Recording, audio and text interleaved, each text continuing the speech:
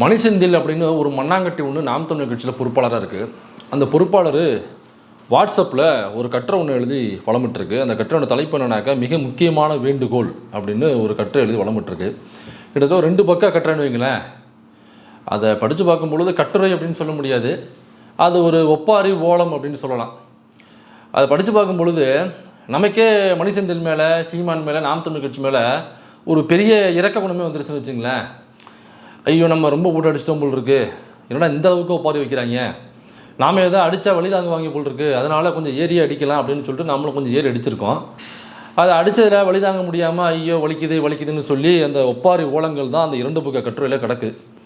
அதனால் மணிசெந்தில், நீ பர்சனலாக எனக்கே மெசேஜ் அனுப்பிச்சிருக்கலாம், தம்பி ரொம்ப அடிக்கிறீங்க, ரொம்ப வலிக்குது, அதனால் நீங்கள் நம்ம டெல்டாக்காரர் வேறு, கொஞ்சம் மனசு வச்சு கொஞ்சம் யதார்த்தமாக அடிங்க, இந்த அடிக்கலாம் என் கட்சியில் உள்ளவங்க தாங்க மாட்டாங்க, பாருங்கள் அண்ணன் வேறு டெய்லி வீட்டில் ஒப்பாரி வச்சுட்டு சரக்கை போட்டு அழுதுட்டு இருக்காப்புல, முன்னாடியாவது மாலதிக்கு ஃபோன் போட்டு அழுவாப்புல, இப்போ அதுக்கும் வாய்ப்பு இல்லாமல் போச்சு, அதனால் அன்னிக்கிட்டேயே அழுது டெய்லி விளக்கமத்தில் அடி வாங்கிட்டு இருக்காப்புல, அதனால் கொஞ்சம் பார்த்து பக்குவமாக சொன்னால் தானே தம்பி, அப்புறம் நாங்கள் இல்லாமல் நீங்கள் எப்படி சேனல் நடத்த முடியும், அப்போ நீங்கள் சேனல் நடத்தணும்னாக்கா நாங்கள் இருக்கணும்ல, நாங்கள் பேசணும்ல, அதனால் கொஞ்சம் எங்களுக்கு பேசுகிறதுக்கான வாய்ப்பு கொடுங்க, இப்படி அடிச்சுட்டீங்கனாக்கா நாங்கள் மைக்கு முன்னாடி உட்காந்துட்டு டெய்லி ஒப்பாரியாக வைக்க முடியும் அப்படின்னு நீங்கள் பதார்த்தமாக வந்து கேட்டிருந்தாங்கன்னா யதார்த்தமாக விட்டுருப்பேன். அது இல்லாமல் தேவையில்லாமல் 2 பக்க கட்டுரை வேற அண்ணன் போட்டு சுருட்டு எழுதி வச்சுருக்காப்புல. அப்புறம் மணிசெந்தில், உனக்கு ஒன்று சொல்கிறேன், உனக்கு நல்லா எழுத தெரியும் அப்படின்னு சொல்லிட்டு எவனோ உன்னை நம்பி ஏமாற்றிருக்காங்க. சரக்கு போடும் பொழுது பக்கத்தில் 2 கட்டிங்க அதிகமாக போட்டு போதை ஏறின ஏதோ ஒரு போதை ஏறின குரங்கு ஒன்று உன்னைய பொய் சொல்லி நம்ப வச்சிருக்கு.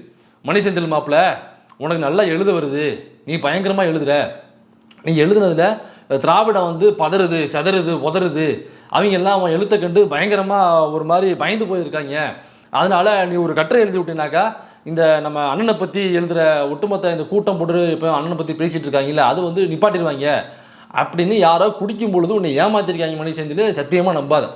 படிக்கும் பொழுது தான் தெரியுது உனக்கு எழுத்து என்பது கைவரவில்லை, உனக்கு எழுத தெரியவில்லை, எழுத்து நடை என்பது உனக்கு சுத்தமாக கைவரவே இல்லை. இடும்பாவனங்கார்த்தி ஓரளவுக்கு எழுதுவாப்புல, உண்மையிலே அவரை பாராட்டலாம்.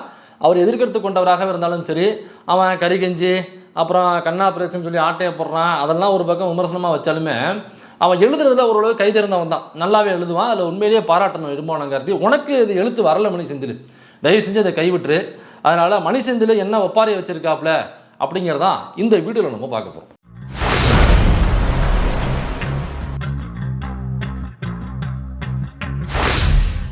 அப்புறம் இந்த கட்டுரையை முழுசாக படிக்கும்போது தான் தெரிஞ்சது, இது வேண்டுகோள் அல்ல, இது ஒரு கண்ணீர் கடிதம் அப்படிங்கிறது முழுசாக படிக்கும்போது தான் தெரிஞ்சு. அப்புறம் மணிசெந்தில், நீலாம் என்ன தைரியத்தில் எழுதுறேன்னு தெரிலப்பா, ஒருவேளை எழுதும் பொழுது அழுத சவுண்டு டெக்ஸ்ட்டில் கேட்காது படிக்கிறவங்களுக்கு அப்படிங்கிற தைரியத்தில் நீலாம் பேசிக்கிட்டு இருக்க. ஒருவேளை இதை டெக்ஸ்ட்டில் நீங்கள் டைப் பண்ணாமல் ஒருவேளை பேப்பரில் பேனா வச்சு எழுதியிருந்தேனாக்கா முழு எழுத்து அழிஞ்சு போயிருக்கும், உன்னுடைய கண்ணீர் துளிகள் அந்த பேப்பரில் பட்டு. சரி, இப்போ நம்ம அந்த கடிதத்துக்குள்ளே போவோம், மன்னிக்கணும், கண்ணீர் கடிதத்துக்குள்ளே போவோம். கடந்த 15 ஆண்டுகளாக நாம் தமிழர் கட்சி தலைமை ஒருங்கிணைப்பாளர் எங்கள் உயிர் அண்ணன் செந்தமிழன் சீமான் மீது ஊடகங்களும் திராவிட ஆதரவு அமைப்பு உதிரி பேமெண்ட் அடியாட்களும் நடத்துகிற அவதூறு ஆபாச வசைமொழிகள் இதுவரை தமிழ்நாட்டு அரசியல் சூழலில் நடைபெறாது. பார்த்தீங்களா, வரியே மிஸ்டேக் பண்ணியிருக்காப்புல. அதாவது 15 வருஷமாக திராவிட அமைப்பை சார்ந்தவர்கள், திராவிட சித்தாந்தத்தை சார்ந்தவர்கள், பெரியார் அமைப்பை சார்ந்தவர்கள் 15 வருஷமாக இவனை நம்ம ஆபாச வசைமொழிகள் கொண்டு பேசிக்கிட்டு இருக்கோம், இவனுடைய கருத்தை நம்ம எதிர்கொண்டு பேசிக்கிட்டு இருக்கோம் அப்படிங்கிறது பாயிண்டே தப்புடா மணி. ஏன்னா நீ கட்சி ஆரம்பித்து 15 வருஷம் ஆகுது, நீ ஆரம்பிக்கும் பொழுது நேரடியாக சங்கி என்றால் சக நண்பன் நீ ஆரம்பிக்கலை, அதே மாதிரி ஆரம்பிக்கும் பொழுது நேரடியாக விஜில் அமைப்பு மேடைகள் ஏறி நீ பேசலை. நீ எந்த அமைப்பு மேடைகள் ஏறி பேசினாக்க பெரியாரி அமைப்பு போட்டு கொடுத்த மேடைகளில் ஏறி தான் நீ பேசியிருக்க. அங்கே தான் நீ எங்களுடைய விரலை பிடிச்சி நடந்தது.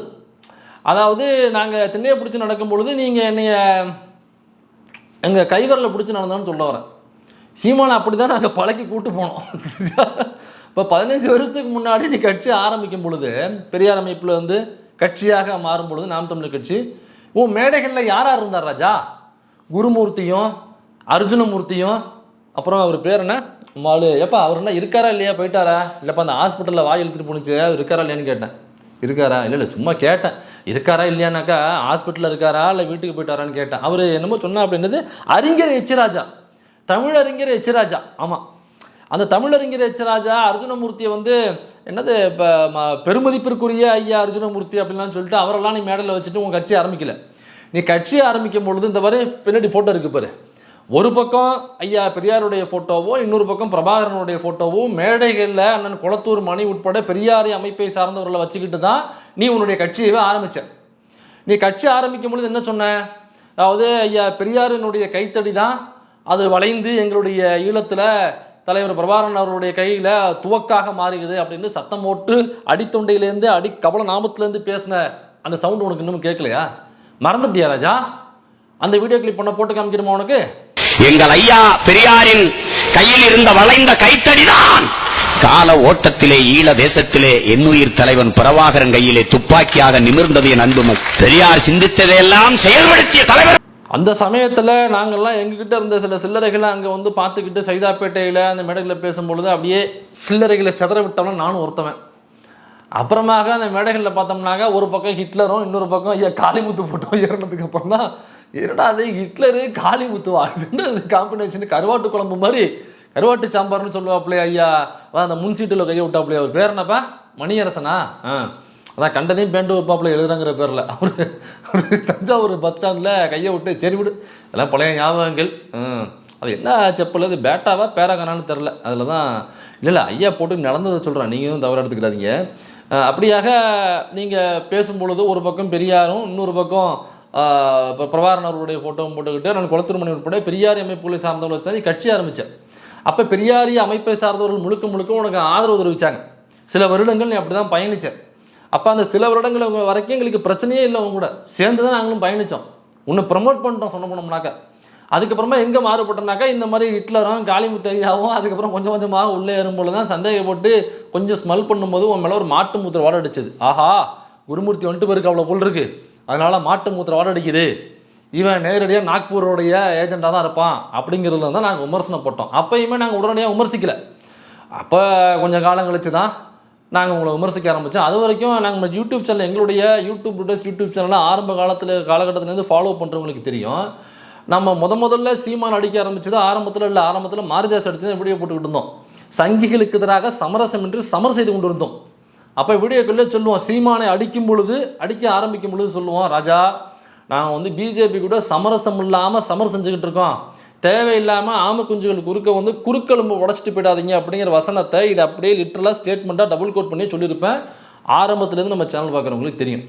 அப்போ சில வருடங்களுக்கு அப்புறம் தான் உன்னை அடிக்க ஆரம்பிக்கிறோம். நீ எப்போ ஆர்எஸ்எஸின் பக்கம் போகிறியோ, பிஜேபியின் பக்கம் போகிறியோ, பார்ப்பன கடப்பாறையை எப்போ நீ வாயில் வாங்குறியோ, நீ எப்போ பார்ப்பானுக்கு ஆதரவு தெரிவித்து பேசுகிறியோ, எப்போ சனாதனத்துக்கு ஆதரவு தெரிவித்து பேசுகிறியோ, எப்போ சிறுபான்மையினருக்கு எதிராக நீ பேச ஆரம்பிக்கிறியோ, அப்போ தான் நாங்கள் எங்கள் திராவிட கடப்பாறை எடுத்து வாயில் விட்டு கிண்டுறது.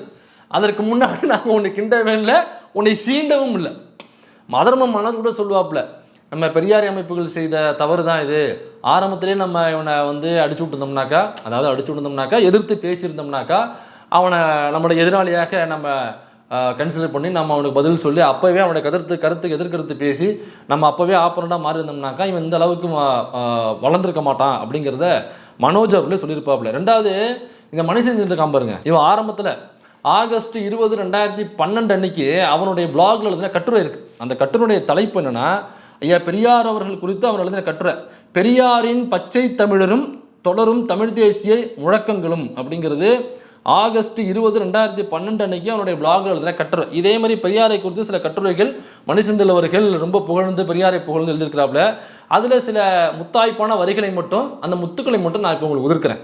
அந்த கட்டுரையில் கடைசி பேராகிராஃப், தந்தை பெரியார் பிறப்பால் கன்னடர், அதை மறுக்காமல் வெளிப்படுத்திய உண்மையாளர், தமிழ் மண்ணில் தனக்கென எழுந்த அரசியல் ஆதரவை தன் பதவிக்காக பயன்படுத்தாமல் ஒரு தமிழனை முன்னிறுத்திய தகைமையாளர், அர்ஜென்டினா நாட்டில் பிறந்தாலும் கியூப விடுதலைக்காக பாடுபட்ட சேகுவரா போன்று, உலகப்பந்தின் ஏதோ ஒரு மூலையில் பிறந்தாலும் உலக மாந்தனின் பசி பற்றிய சிந்திக்க மாமனிதர் மார்க்ஸை போல ஆளுமை மிக்க புரட்சியாளர்.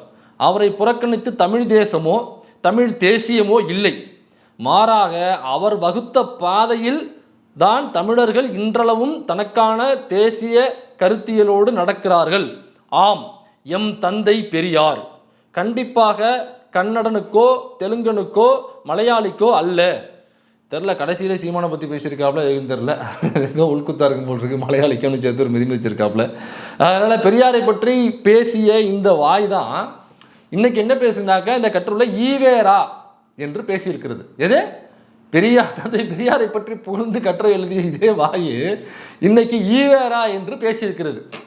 அது மட்டும் இல்லை, திராவிட கோட்டையை உடைப்பதற்கு பிராமண கடப்பாறையை நான் தூக்கி கொண்டு வருவேன், பிராமண கடப்பாறையை தூக்கி கொண்டு வருவேன். தம்பி, அந்த பாப்பானுக்கே நாங்கள் தான் கடப்பாறையை சப்ளை பண்ணது. வரலாறு எடுத்து பாருங்க தம்பி.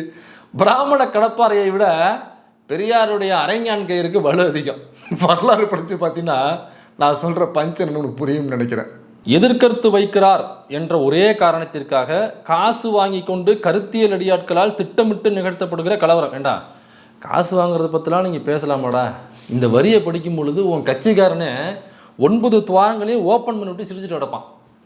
கடை இப்போ ஏதாவது ஒரு கூட்டம் நடக்குது அப்படின்னு, இப்போ இந்த 1.5 கோடி ரூபா வசூலாச்சாலே மறந்து போயிட்டேனே, ஏதோ மாநாடு போடுறேன் அப்படின்னு சொல்லிட்டு அண்ணன் வேறு அக்குள்குள்ளே கையை விட்டு தோண்டிக்கிட்டே நோண்டிக்கிட்டு இனமாகவும் பணமாகவும் மனமாகவும் நீங்கள் இது நம்ம இனத்துக்கான கூட்டம் அல்ல, நம்ம குணத்துக்கான கூட்டம், நம்ம மனத்துக்கான கூட்டம், நீங்கள் பணமாக இனமாக உணமாக திரண்டு நிற்க வேண்டும் சொல்லிட்டு ஒரு 1.5 கோடி ரூபாய்க்கு இது கொட்டேஷன் போட்டிங்களே, 1.5 கோடி ரூபா வசூலாச்சாலே தம்பி.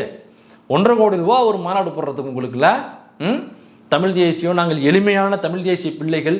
ஏண்டா 1.5 கோடி ரூபாயில் மாநாடு போடுற நீங்கள் எளிமையான தமிழ் தேசியவாதிகளா? இந்த 1.5 கோடி ரூபா மேட்ரு என்ன தெரியுமா? இங்கே நான் ஓப்பன் பண்ணுறேன். அதாவது அவன் இருக்கிற வீட்டுக்கு பக்கத்தில் ஒரு 1.5 கோடி ரூபாயில் ஒரு இடம் ஒன்று விலைக்கு வந்திருக்கு. அங்கேருந்துள்ள அந்த ரியல் எஸ்டேட் புரோக்கர் இருக்காங்கல்ல, அவங்க அண்ணிகிட்ட போய் சொல்லியிருக்காங்க. அண்ணங்கிட்ட சொன்னோடனே டக்குன்னு ஒரு 1.5 கோடி ரூபாய்க்கு ஒரு மாநாடு போடுறான்னு சொல்லிட்டு வசூலை போட்டாப்புல. இந்த 1.5 கோடி ரூபாய் வசூலை வாங்கி அப்படியே இந்த இடத்த வாங்கி செட்டில் பண்ணுறது தான், வாங்கி அன்னி பேரில் ரிஜிஸ்டர் பண்ணுறது. என்ன டவுட்டாக இருக்கா உங்களுக்கு? இதை முடிச்சு போட்டு தெரியுதா புரியுதா இப்போ புரியுதா அப்படின்னு பேசுகிற மாரியாச்சு கிடையாது நான். உங்களுக்கு சந்தேகம் இருந்தால் வெயிட் பண்ணுங்கள். ரிஜிஸ்ட்ரேஷன் முடிஞ்ச கையோட என்னப்பா சீமானே டாக்குமெண்ட் தானே கேட்பா, நான் சொல்கிறது போய் மைனர் பேசுகிறது போய், தைரியம் இருந்தால் அந்த டாக்குமெண்ட் எடுத்துகிட்டு போட சொல்லு அப்படி இன்னும் ஒரு ப்ரெஸ் மீட்டில் அவனை சொல்லு. அவன் சொன்ன அடுத்த நாள் மனோஜ்கிட்ட சொல்லி டாக்குமெண்ட் எடுத்து வெளில வீச சொல்கிறேன். ஏண்டா நீ எல்லாம் பேமெண்ட்டை பற்றி பேசலாமா? ஏன் நம்ம இவர் கரிகஞ்சி அந்த விக்னேஷ்னு ஒரு பையன் இறந்து போயிட்டான், தீக்குளிச்சு இறந்து போயிட்டான், பாவம் படுபாய் பையன்.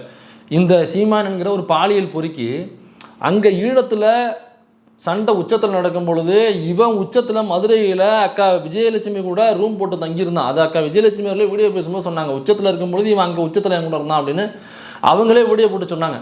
முத்துக்குமாரோட இறப்பு அப்போ முத்துக்குமார் தீக்குளிச்சு ஈழத்துக்காக இறந்த பொழுது நீ எங்கெல்லாம் இருந்த? அண்ணன் திருமா அவர்கள்ட்ட தான் உடம்பு ஒப்படைக்கணும்னு எழுதியிருந்தாப்பிலே தவிர முத்துக்குமார் சீமானிடம் ஒப்படைங்கள்னு அவர் எங்கேயும் சொல்லவே இல்லை. அப்போ ஒருத்தன் இறந்து போயிட்டானாக்கா அந்த ஸ்பாட்டுக்கு நீ போயிருக்கணும்ல.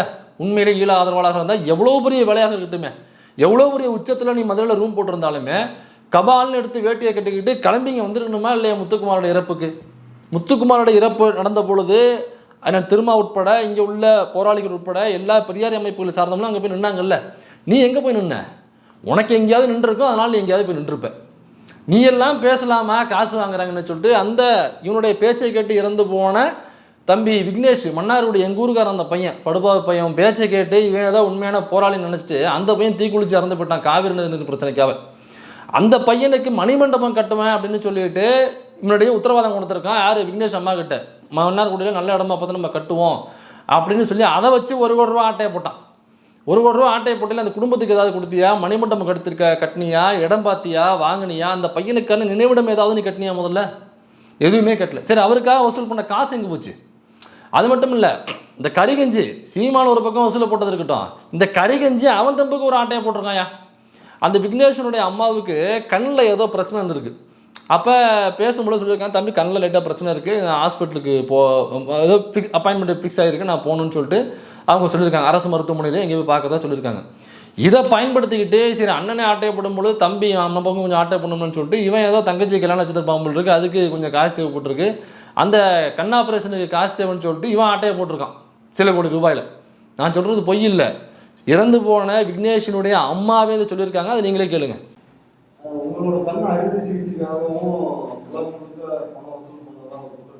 அது வெளிநாட்டில் இருக்கிறவங்க எங்களுக்கு ஃபோன் பண்ணி கேட்டாங்க, உங்களுக்கு கண்ணில் என்னம்மா பண்ணுது? தம்பி இறந்து கொஞ்ச நாள் தான் ஆகுது, அதில் உங்களுக்கு உடல்நிலை சரியில்லைன்னு கேள்விப்பட்டதும் எங்களுக்கு மிகுந்த மன வருத்தமாக இருக்குது, என்ன பண்ணுது, எந்த டாக்டர்கிட்ட காமிக்கிறீங்க, அறுவை சிகிச்சைன்னு சொல்லிட்டு பதிவு போட்டிருக்காங்களே பண உதவி வேணும் அப்படின்னு. அப்படிங்கும்போது தான் எங்களுக்கு தெரிஞ்சது, நான் இன்னும் கண்ணில் பிரச்சனை இருக்கிறது உண்மை, ஆனால் நான் மருத்துவமனைக்கே போகலை, எப்படி அறுவை சிகிச்சைன்னு யார் முடிவு பண்ணது, இதெல்லாம் நீங்கள் நம்பாதீங்கன்னு சொல்லி நாங்கள் அப்போவே அவங்களுக்குலாம் சொல்லிட்டோம். அது கண்ணில் பிரச்சனை டாக்டர்கிட்ட கொண்டு காமிக்கணும் அப்படின்னு சொன்னது சீமானுக்கும் இடும்பாவனம் கார்த்தி பெற்றோர்கள் எங்கள் 4 பேருக்குள்ள தான் தெரியும், வேற யாருக்கும் தெரியாது. அப்போ பதிவு போட்டவங்க யாராக இருக்குங்கிறதும் நீங்களா யோசிச்சுக்கோங்க, எங்களுக்கு தெரியாது. இன்னொரு புதிய தகவலை சொல்கிறேன். இந்த புதிய தகவலை நான் சொல்ல வேண்டாம்னு நினச்சேன், ஆனால் மணிசெந்தில் இந்த அளவுக்கு வந்ததுக்கப்புறம் அதை சொல்லி தான் ஆகணும். சும்மா சாம்பிள் மட்டும் கொடுக்குறேன், அது சம்மந்தப்பட்ட ஆடியோ வீடியோவெல்லாம் வரும், கவலைப்படாதீங்க. பக்கத்தில் இருக்க ஆளே நம்ம ஃபிக்ஸ் பண்ணியாச்சு பேசி, அந்த ஆடியோ வீடியோக்கள் வரும். அதுக்கப்புறமா எலெக்ஷன் கிட்ட நம்ம வெளிப்படுத்துவோம். என்னென்னா சும்மா ஹிண்ட் மட்டும் தர்றேன். மெஜஸ்டிக் காலனி, அழகிரி ரோடு, வலசரவாக்கம், இங்கே ஒரு வீடு பார்த்துருக்கான். வீட்டு நம்பர் வரைக்கும் எனக்கு தெரியும், ஆனால் இப்போ நம்ம சொல்ல வேணாம். அந்த வீட்டு நம்பர் 1லேருந்து 10க்குள்ளே இருக்கிற ஒரு வீட்டு நம்பர். இதுக்கு மேலே நான் சொல்ல வேண்டிய அவசியம் இல்லை. சீமானுக்கு நான் என்ன பேச வர்றேன், எந்த விஷயத்த சொல்ல வர்றேன் அப்படிங்கிறது புரிஞ்சிருக்குன்னு நினைக்கிறேன். அந்த வீடு சீமான் பார்த்துருக்கான். எதுக்காக பார்த்துருக்கானா, எலெக்ஷனை ஒட்டி பேரம் பேசுவதற்கான இடமாக, தனிப்பட்ட ஒரு இடத்துல பேசணும், வேற எங்கேயாவது பேசினா மேட்ரு லீக் ஆகுது அப்படிங்கிறதுக்காக, மனோஜ்கிட்டேருந்து என்கிட்ட தப்பிக்கணும் அப்படிங்கிறதுக்காகவே கண்ணீர் விட்டு கதறி எழுது ஒரு வீடு ஒன்று பார்த்துருக்கான், வாடகைக்கு, எலெக்ஷன் வரைக்கும். அந்த வீட்டில் எலெக்ஷன் சம்மந்தப்பட்ட விஷயங்களை பேசுறதுனாக்க அவன் கட்சியில் உள்ள கேண்டிடேட்ஸ் நிப்பாட்டுறது, அவங்களை ஜெயிக்க வைக்கிறது, அதுக்கான யுக்திகள் தயாரிப்பது அப்படி கிடையாது. அவன் என்னைக்கு ஜெயிச்சிருக்கான், அவன் தான் கட்டுத்தொகை விட்டு கொடுக்குற ஆளாச்சு.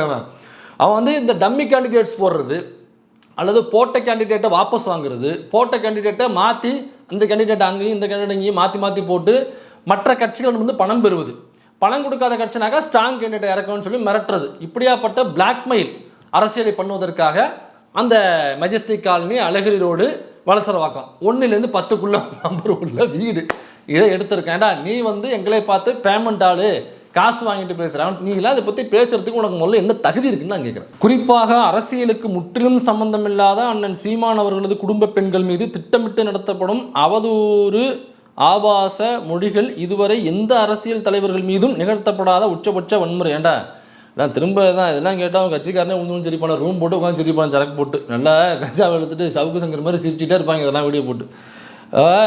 அதாவது அரசியலுக்கு சற்றும் சம்பந்தமில்லாத சீமானுடைய குடும்ப பெண்களாக அவருடைய மனைவி கயலை சொல்ல வர்றாப்புல. ஒன்றும் இல்லை, டிரைவர் வேறு என்ன ஒன்று தெரில, இல்லை சும்மா தகவலுக்காக தெரிஞ்சுக்கிட்டேன். அதாவது அண்ணி அவங்கள பற்றி நம்ம எதோ அவதூறாக பேசணும், அவங்கள பற்றி நம்ம என்னைக்கு இப்போ அவதூறாக பேசியிருக்கோம், சரி அது அப்புறம் வருவோம். அதாவது அரசியலுக்கு சற்றும் சம்மந்தம் இல்லாத கயல்வெளி அவர்களுக்கும் நாத்தாக்கா கட்சிக்கும் சம்மந்தமே இல்லையா? அப்புறம் சம்மந்தமே இல்லைனாக்கா எதுக்கு அண்ணன் சீமான் அவர்கள், அண்ணன் சீமான் சொல்லிட்டேன் மன்னிக்கணும், இந்த பாலியல் பொறுக்கி சீமானை எலெக்ஷனில் போட்டிடும் பொழுது நாமினி பண்ணுவாங்கல்ல, அதாவது அவனுக்கு அடுத்ததாக இன்னொரு கேண்டிடேட்டை நாமினி பண்ணுவாங்க. அப்போ அந்த எலெக்ஷனில் தனக்கு அடுத்ததாக, சீமானுக்கு அடுத்ததாக யாரை நாமினி பண்ணியிருந்தானாக்கா கயல்வெளியை தான் நாமினி பண்ணியிருந்தான். அப்போ கட்சியிலே உறுப்பினர்னாக்கா எப்படி நீங்கள் நாமினியை நிறுத்த முடியும்? அப்போ கட்சிக்கு அவங்களும் சம்மந்தம் இருக்குல்ல. அப்போ அந்த நாம் தமிழர் கட்சியினுடைய ஆஃபீஸ் ஒன்று அலுவலகம் திறக்கிறாங்க, அதற்கு சீமான் கூட போகலை, கட்சியில் உள்ள அடுத்த கட்ட பொறுப்பாளர்கள், மாநில பொறுப்பாளர்கள் யாரையும் கூப்பிடல. அந்த கட்சி அலுவலகத்தை ஓப்பன் பண்ணி வைக்கிறதுக்கு அந்நியார் கயல்வெளி அவர்களை தான் அழைச்சாங்க. அந்நியார் கயல்வெளி அவர்கள் போய் தான் அந்த அலுவலகத்தை ஓப்பன் பண்ணி வச்சாங்க. கட்சிக்கு அவங்களும் சம்மந்தம் இல்லைனாக்கா எதுக்கு இப்போ கட்சி அலுவலகத்தை ஓப்பன் பண்ணுறது, எதுக்கு கயல்வெளி போகிறாங்க? சீமான் போகணும், அல்லது களஞ்சியம் இப்போ கட்சியில் சேர்ந்துட்டாப்புல அவர் போகணும், இல்லை சாட்டை துறைமுருகன் போகணும், இல்லை இடுமாவனம் கார்த்தி போகணும், மணிசெந்தில் போகணும், அல்லது இந்த கட்சியில் உள்ள மற்ற பொறுப்பாளர் இன்னொருத்தர் இருப்பான், ஆமமட்டை மாதிரியே இருப்பான், அவன் பேர் என்னன்னு தெரில, மறந்துட்டேன்னு வைங்க, அந்த ஆமமட்டையும் போயிருக்கணும். அப்படி யாருமே இல்லாமல் கயல்வெளி போகிறதுக்கான அவசியம் என்ன? இப்போ கயல்வெளி கட்சியில் இருக்காங்க, கட்சிக்கு அவங்க தொடர்பு இருக்காங்க, போயிருக்காங்க. சரி, சீமான் அந்த இதில் மாட்டுறான் பார்த்தீங்களா, விஜயலட்சுமி அக்கோட விஷயத்தில் மாட்டி வலசரவாக்கத்தில் அவனை விசாரணைங்க, சாதாரண விசாரணை. இப்போ நீங்கள் விஜயவே எடுத்துங்க, விஜய்கிட்ட நம்மக்கிட்ட 1000 பிரச்சனை இருக்குது, 1000 விமர்சனம் இருக்குது. விஜய் விசாரணை கூப்பிடும் பொழுது அவர் தனியாக தான் போனாப்புல, அவர் ஒரு பொண்டாட்டியெல்லாம் சேர்த்து கூட்டு போல, அல்லது நாய்க்குட்டியை தூக்கிட்டு போல. சரி, அவரோட அவங்க மனைவிக்கு அவருக்கும் பிரச்சனை, 2 பேரும் தனியாக இருக்காங்கன்னு சொல்லலாம். சரி, அவர் தூக்கி கொஞ்சம் அப்படி நாய்க்குட்டி அதாவது கூட்டு போயிருக்கணும்ல, அந்த நாய்க்குட்டியுமே கூட்டு போகல, அவர் தனியாக தான் போனாப்புல. அப்போ வெளியில் கட்சி தொண்டர்கள் வெயிட் பண்ணாங்கன்றது வேற, அது சும்மா ஒரு 50 பேரும் நம்ம வெயிட் பண்ணியிருக்காங்க, அவ்வளோதான். இவன் என்ன பண்ணா, வாலண்டியராக இரவோடு வா உறவே அப்படின்னு சொல்லி தமிழ்நாடு முழுக்க உள்ள நாம் தமிழர் கட்சியில் உள்ள பொறுப்பாளர்கள் ஃபோன் பண்ணி அப்போயுமே ஒரு 200 பேர் தான் வந்துருந்தாங்க. இப்போ சீமான் எனக்கு ஒரு பிரச்சனைடா, என்னை கைது பண்ண போகிறாங்க அப்படிங்கிற பதட்டத்தில் வாய்ஸ் மெசேஜ் அனுப்பிச்சு 200 பேர் தான் வராங்கனாக்கா அவங்க கட்சியினுடைய ஸ்ட்ரென்த்தே அவ்வளோதான். அப்போ அங்கே கயல்வெளி அழைச்சிட்டு வரான். கயல்வெளி என்னத்துக்கு அழைச்சிட்டு வர நீ? இப்போ கயல்வெளி அழைச்சிட்டு சொல்கிறான், இப்போ வந்து என்னை பற்றி ஒன்றே ஒன்று தான் சொன்னா, கொள்ளையில் இவ்வளோ பொம்பளைங்க இருக்கும் பொழுது உனக்கு இந்த பொம்பளை தான் பழக கிடச்சிச்சா அப்படின்னு சொல்லி ஒன்றே ஒன்று தான் கேட்டா அப்படின்னு சொன்னான். இவ்வளவு பெண்கள் இருக்கிற கொள்ளையில உனக்கு ஒரு பழகிறதுக்கு ஒரு பொம்பளை பிடிச்சிருக்கா வேற. அப்போ நம்ம திருப்பிக்கிட்டே கேட்டோம். அப்பயுமே கயல்வழி அவர்களே நம்ம இழிவாகவோ ஆபாசமாகவோ தரக்குறைவாக இங்கேயும் பேசலை. அப்போ நம்ம கேட்டோம், அப்போ கொள்ளையில் உள்ள பொம்பளைங்கனாக்கா நமக்கு என்ன தோணும்?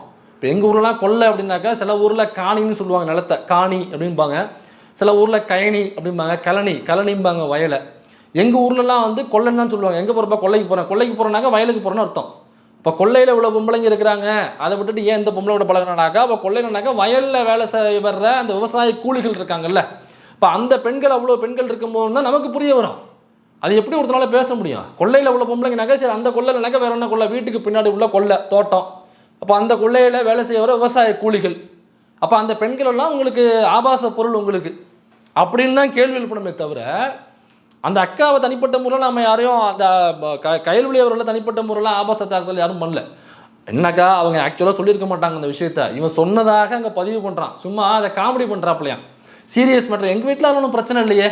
இப்போ இந்த விஜயலட்சுமி விஷயம் வந்ததுனால எங்கள் வீட்டில் ஏதோ சண்டை நடக்குதுன்னு நீங்கள் புரிஞ்சுக்கிறீங்க, அப்படி கிடையாது. நாங்களாம் ஜாலியாக தான் இருக்கோம். அதை பாருங்கள், என் பொண்டாட்டி ஜாலியாக தான் எடுத்துக்கிறா.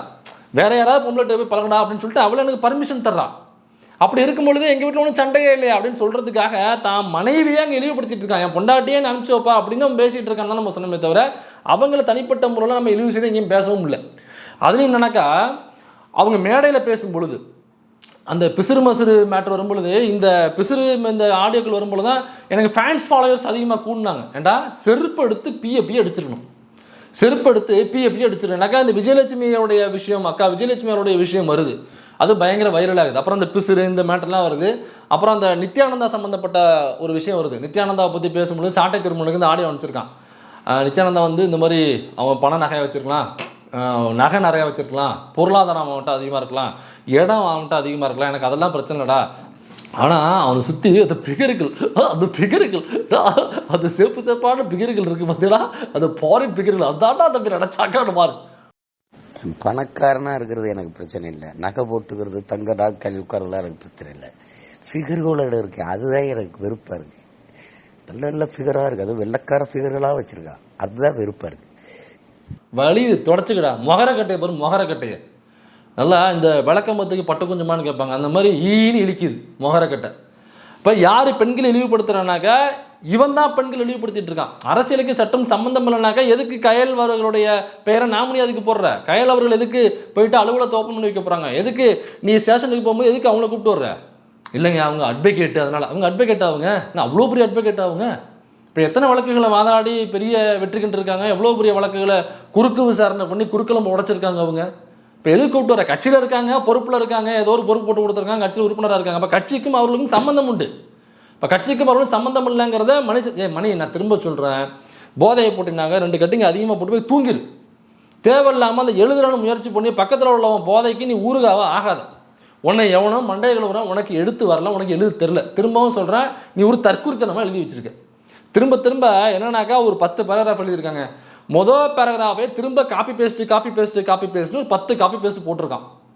போத தெரியல மனுஷந்தில் அந்த கண்ணீர் கடிதம் முழுக்க என்ன கதறி வச்சுருக்கான்னா, ஐயோ இங்கே உள்ள பெண்கள் அமைப்புலாம் என்ன பண்ணுறீங்க பாருங்கள், இதெல்லாம் நீங்கள் தட்டி கேட்க மாட்டீங்களா, பாருங்கள் எங்கள் வீட்டு பெண்களை குறித்து பேசுகிறாங்க, அந்நியார் கயல்வழியை குறித்து பேசுகிறாங்க, அம்மையாரை குறித்து பேசுகிறாங்க, இவ்வளவு பேசுகிறாங்க, நீங்களாம் வேடிக்கை பார்க்குறீங்களா அப்படின்னு முழுக்க கண்ணீர் கடிதங்களே வாரி எடுத்திருக்கிறார். ஒரே ஒப்பாரி ஓலங்களாக இருக்கிறது.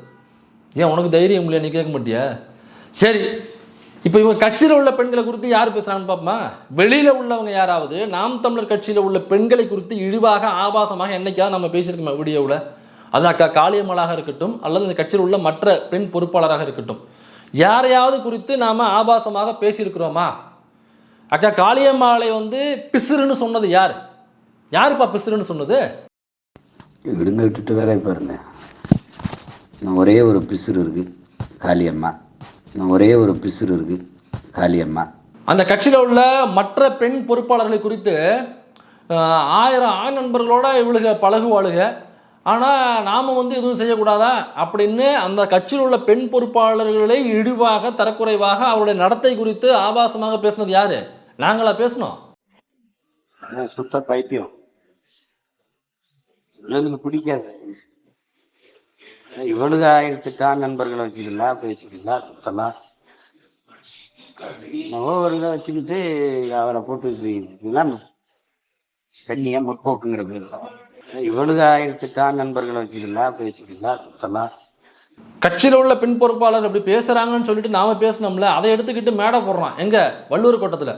நாம் இப்படி பேசுறதுக்கு அப்புறம் தான் கேர்ள்ஸ் ஃபாலோவர்ஸ் நமக்கு அதிகமாகுது. ஏண்டா வெக்கமா இல்லை உனக்கு?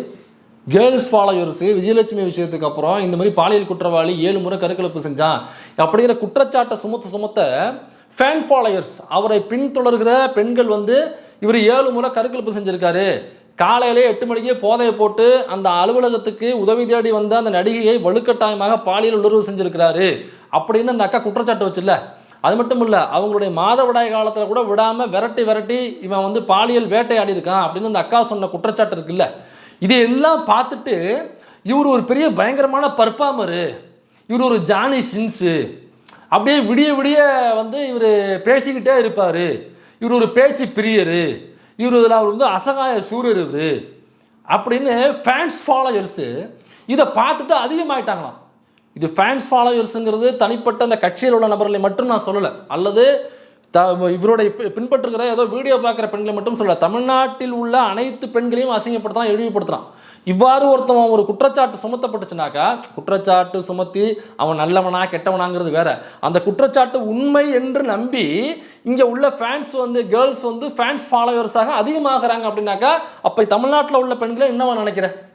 இந்த மாதிரி பாலியல் குற்றவாளிகளை விரும்புகிற நபர்கள் தான் இங்கே உள்ள தமிழ்நாட்டில் உள்ள பெண்கள் என்று ஒட்டுமொத்த தமிழ்நாட்டில் உள்ள பெண்களை இழிவுபடுத்தி பேசினா அந்த பரதேசி நாய், இந்த பாலியல் பொறுக்கி இந்த மொன்ன நாய் தமிழ்நாட்டில் உள்ள ஒட்டுமொத்த பெண்களும் வள்ளுவர் கோட்டத்தில் மேடை போட்டு பேசினான். யார் நம்மளா இழிவுபடுத்தணும்? கட்சியில் உள்ள பெண்கள் தாண்டி வெளியில் அரசியலாக இயங்குகிற பெண்களை எனக்கே அவன் சொல்கிறான், இந்த பாருங்க குடும்பத்தில் உள்ள பெண்களை இப்படி பேசினாங்க எப்படி அரசியலுக்கு வருவாங்க அப்படின்னு இந்த மனுஷந்தில் கேட்குறா. அப்படி இல்லை, இதை நொன்னங்கிட்ட கேள்றா, நொன்னங்கிட்ட போய் கேட்கணும். ஏன்னா பரதேச நாய பாலியல் பொறுக்கிய மற்ற பெண்கள் விமர்சனம் வைக்கும் பொழுது, கருத்து ரீதியாக வைக்கும் பொழுது நீ கருத்து ரீதியாக தான் பேசணுமே தவிர அந்த பெண்களை ஆபாச தாக்குதல் பண்ணக்கூடாதா, அயோக்கிய நாயே அப்படின்னு அவன்கிட்ட சொல்லணும். யார்? உங்கள் நொன்ன சீமான்கிட்ட போய் சொல்லணும். இந்த சீமான் இருக்கான பெரிய பெரிய ஆளழக மசுருன்னு நினப்பவருக்கு ஆள் பார்த்தீங்கன்னாக்க முட்டைக்கு முடிமுளைச்சது மாதிரியே ஒரு மொகரக்கட்டையை வச்சுக்கிட்டு இவர் பெரிய ஆளழகனா அப்படியே பேன்ஸ் ஃபாலோவர்ஸ் அப்படியே சுற்றிட்டாங்களாம் அவரை மொசரக்கட்டையை. அந்த மொசரக்கட்டை என்ன சொல்லுச்சு, நம்ம இந்த நடிகை விஜயலட்சுமி அவர்கள் அவன் மீது குற்றச்சாட்டுப்ப மறுக்கலாம், இல்லைன்னு சொல்லலாம், அல்லது விருப்பத்தோடு தான் இருந்தோம் இப்போ மாற்றி பேசுகிறாங்க அப்படின்னு சொல்லலாம். ஒரு கட்சி தலைவர்னாக்க ஒரு குற்றச்சாட்டு வரும்போது அப்படி தான்ப்பா அவங்க நிராகரிப்பாங்க, அல்லது அந்த மாதிரி தான் அவங்க எதிர்கொள்வாங்க. அதை விட்டு இந்த பரதேசி பாலியல் பொறுக்கி என்ன சொன்னான்னா, அதாவது விஜயலட்சுமி அவர்கள் வேசி அப்படின்னு பட்டம் கட்டினான். ப்ரெஸ் மீட்டில் வேசின்னு பட்டம் கட்டினாங்க. எது கண்ணியம்னு சொல்லுங்க. என்னை பாலியல் குற்றவாளின்னு நீங்க எப்படி சொல்றீங்க? நீங்க நீதிபதியா? ஒரு பாலியல் தொழிலாளி அவன், அதுக்கு ஆதாரங்களை நான் காட்டவா? அது மட்டும் இல்லை, ஏதோ நேற்றுக்கு வயசுக்கு வந்த ஒரு கல்லூரி படிக்கிற பொண்ணை நான் ஏதோ குச்சிக்காட்டில் கொண்டு போய் கற்பழிச்சிட்டேன்னா, அல்லது கரும்பு காட்டில் கொண்டு போய் நான் கற்பழிச்சிட்டேன்னா, ஏதோ புதுசாக குத்த வச்ச பொண்ணை நான் தூக்கிட்டு போய் கற்பழிச்சிட்டேன்னா, எதுக்காக இப்படிலாம் பதறீங்க அப்படின்னு அப்பட்டமாக பொதுவெளியில் ப்ரெஸ் மீட்டில் ஆபாசமாக பேசிய ஒரு அயோக்கிய நாய் தான் இந்த பரதேசி. என்னமோ வயசுக்கு வந்தோன்னா குச்சியில் இருந்த பொருளை தூக்கிட்டு போய் அப்படி சோளக்காட்டில் வச்சு குண்டு கட்டா கற்பழிச்சு விட்ட மாதிரி கதறிட்டு இருக்கு எல்லாரும். இவங்களை விஜயலட்சுமி அக்காவை அப்படி பேசியிருக்கான். ஜோதிமணி அக்காவை என்னவா பேசினான்? காங்கிரஸில் உள்ள மரியாதைக்குரிய நாடாளுமன்ற உறுப்பினர் ஜோதிமணி அவர்கள் சில நேரம் ட்வீட் பண்ணும்பொழுது நமக்குமே சில விமர்சனம் இருக்கும். இப்போ கூட சமீபத்தில் ஒரு விமர்சனமான ஒரு ட்வீட் போட்டாங்க. சில விமர்சன கருத்தில் வைக்கும்போது எதிர் விமர்சனமாக கருத்துக்களை ஒன்றும் வைக்கலாமே தவிர தனிப்பட்ட ஆபாச தாக்குதல் நம்ம என்னைக்காவது பண்ணியிருக்கோமா? ஜோதிமணி அவர்கள் பேசும்பொழுது நான் என்ன ஜோதிமணி கையை பிடிச்சி இழுத்துனாங்கிறான். காங்கிரஸ் எம்பி ஜோதிமணி சீமான் ஒரு பாலியல் குற்றவாளி, அவர் சரியாக செயல்பட்டிருந்தாருன்னா சிறைச்சாலைகள் கடுமையான விமர்சனம் பண்ணி நீங்க அவர்கிட்ட கேட்கணும்னா எந்த இடத்துல உன்னை கைப்பிடிச்சிருத்தாரு, எங்க உன்னை கூப்பிட்டாரு நீங்க கேட்க வேண்டியதானே? இப்போ இதே மாதிரி உன் கட்சியில் உள்ள பெண்கள் எங்கள் மீது குற்றச்சாட்டு வைக்கும் பொழுது இதே மாதிரி ப்ரெஸ் மீட்டை போட்டு நாங்கள் கேள்வி கேட்டாக்கா அந்த பெண்களுடைய மனநிலை என்னவாக இருக்கும் அப்படிங்கிறத உணர்ந்தவங்க நாங்கள். அதனால தான் நாங்கள் ஒருபோதும் அப்படி பேசுறது இல்லை. ஆனால் இவன் எல்லா பெண்களையும் என்னவாக பார்க்குறான்னாக்கா ஒரு பாலியல் பிண்டம், அவங்க நம்முடைய ஆசைக்கு இணங்கக்கூடிய ஒரு ஒரு ஒரு ஒரு ஆப்ஜெக்ட் தான் அவங்க அப்படின்னு நினைக்கக்கூடிய ஒரு பாலியல் பொறுக்கிவன். அதனால தான் பேசும்பொழுது ஜோதிமணி அவர்கள் கருத்து சொல்கிறாங்கனாக்கா, அல்லது உன் மீது குற்றச்சாட்டு வைக்கணும் இருக்குது இல்லை அவங்களுக்கு எப்படி தெரியும், ஆதாரத்தை கொடுக்க சொல்லுங்கள். இப்படி டீல் பண்ணுறதுனா ஒரு கட்சியினுடைய தலைவருக்கு ஒரு யோக்கியதாக இருக்கும். அதை விட்டு என்ன சொல்கிறேன்னாக்கா, நான் என்ன ஜோதிமணி கையை பிடிச்சி இழுத்தனா நம்ம வடிவேலு கேட்பாப்புல இல்லை மாயி படத்தில், நான் என்ன இப்படி எங்கள் அத்தை புள்ள மாதிரி உன்னை கையை பிடிச்சி எடுத்தனா, அல்லது இடுப்பில் கிள்ளுனா, கன்னத்தை கிள்ளுனா, இப்படி கட்டி பிடிச்சனான்னு கேட்பான்ல, அதே மாதிரி இந்த பாலியல் பொறிக்கு ப்ரெஸ் மீட்டில் காமெடி பண்ணிருக்கு. நான் கையை பிடிச்சி எடுத்தனா ஜோதிமணியை, அவளுக்கு எப்படி தெரியும்? இவ ஏகவசனம்.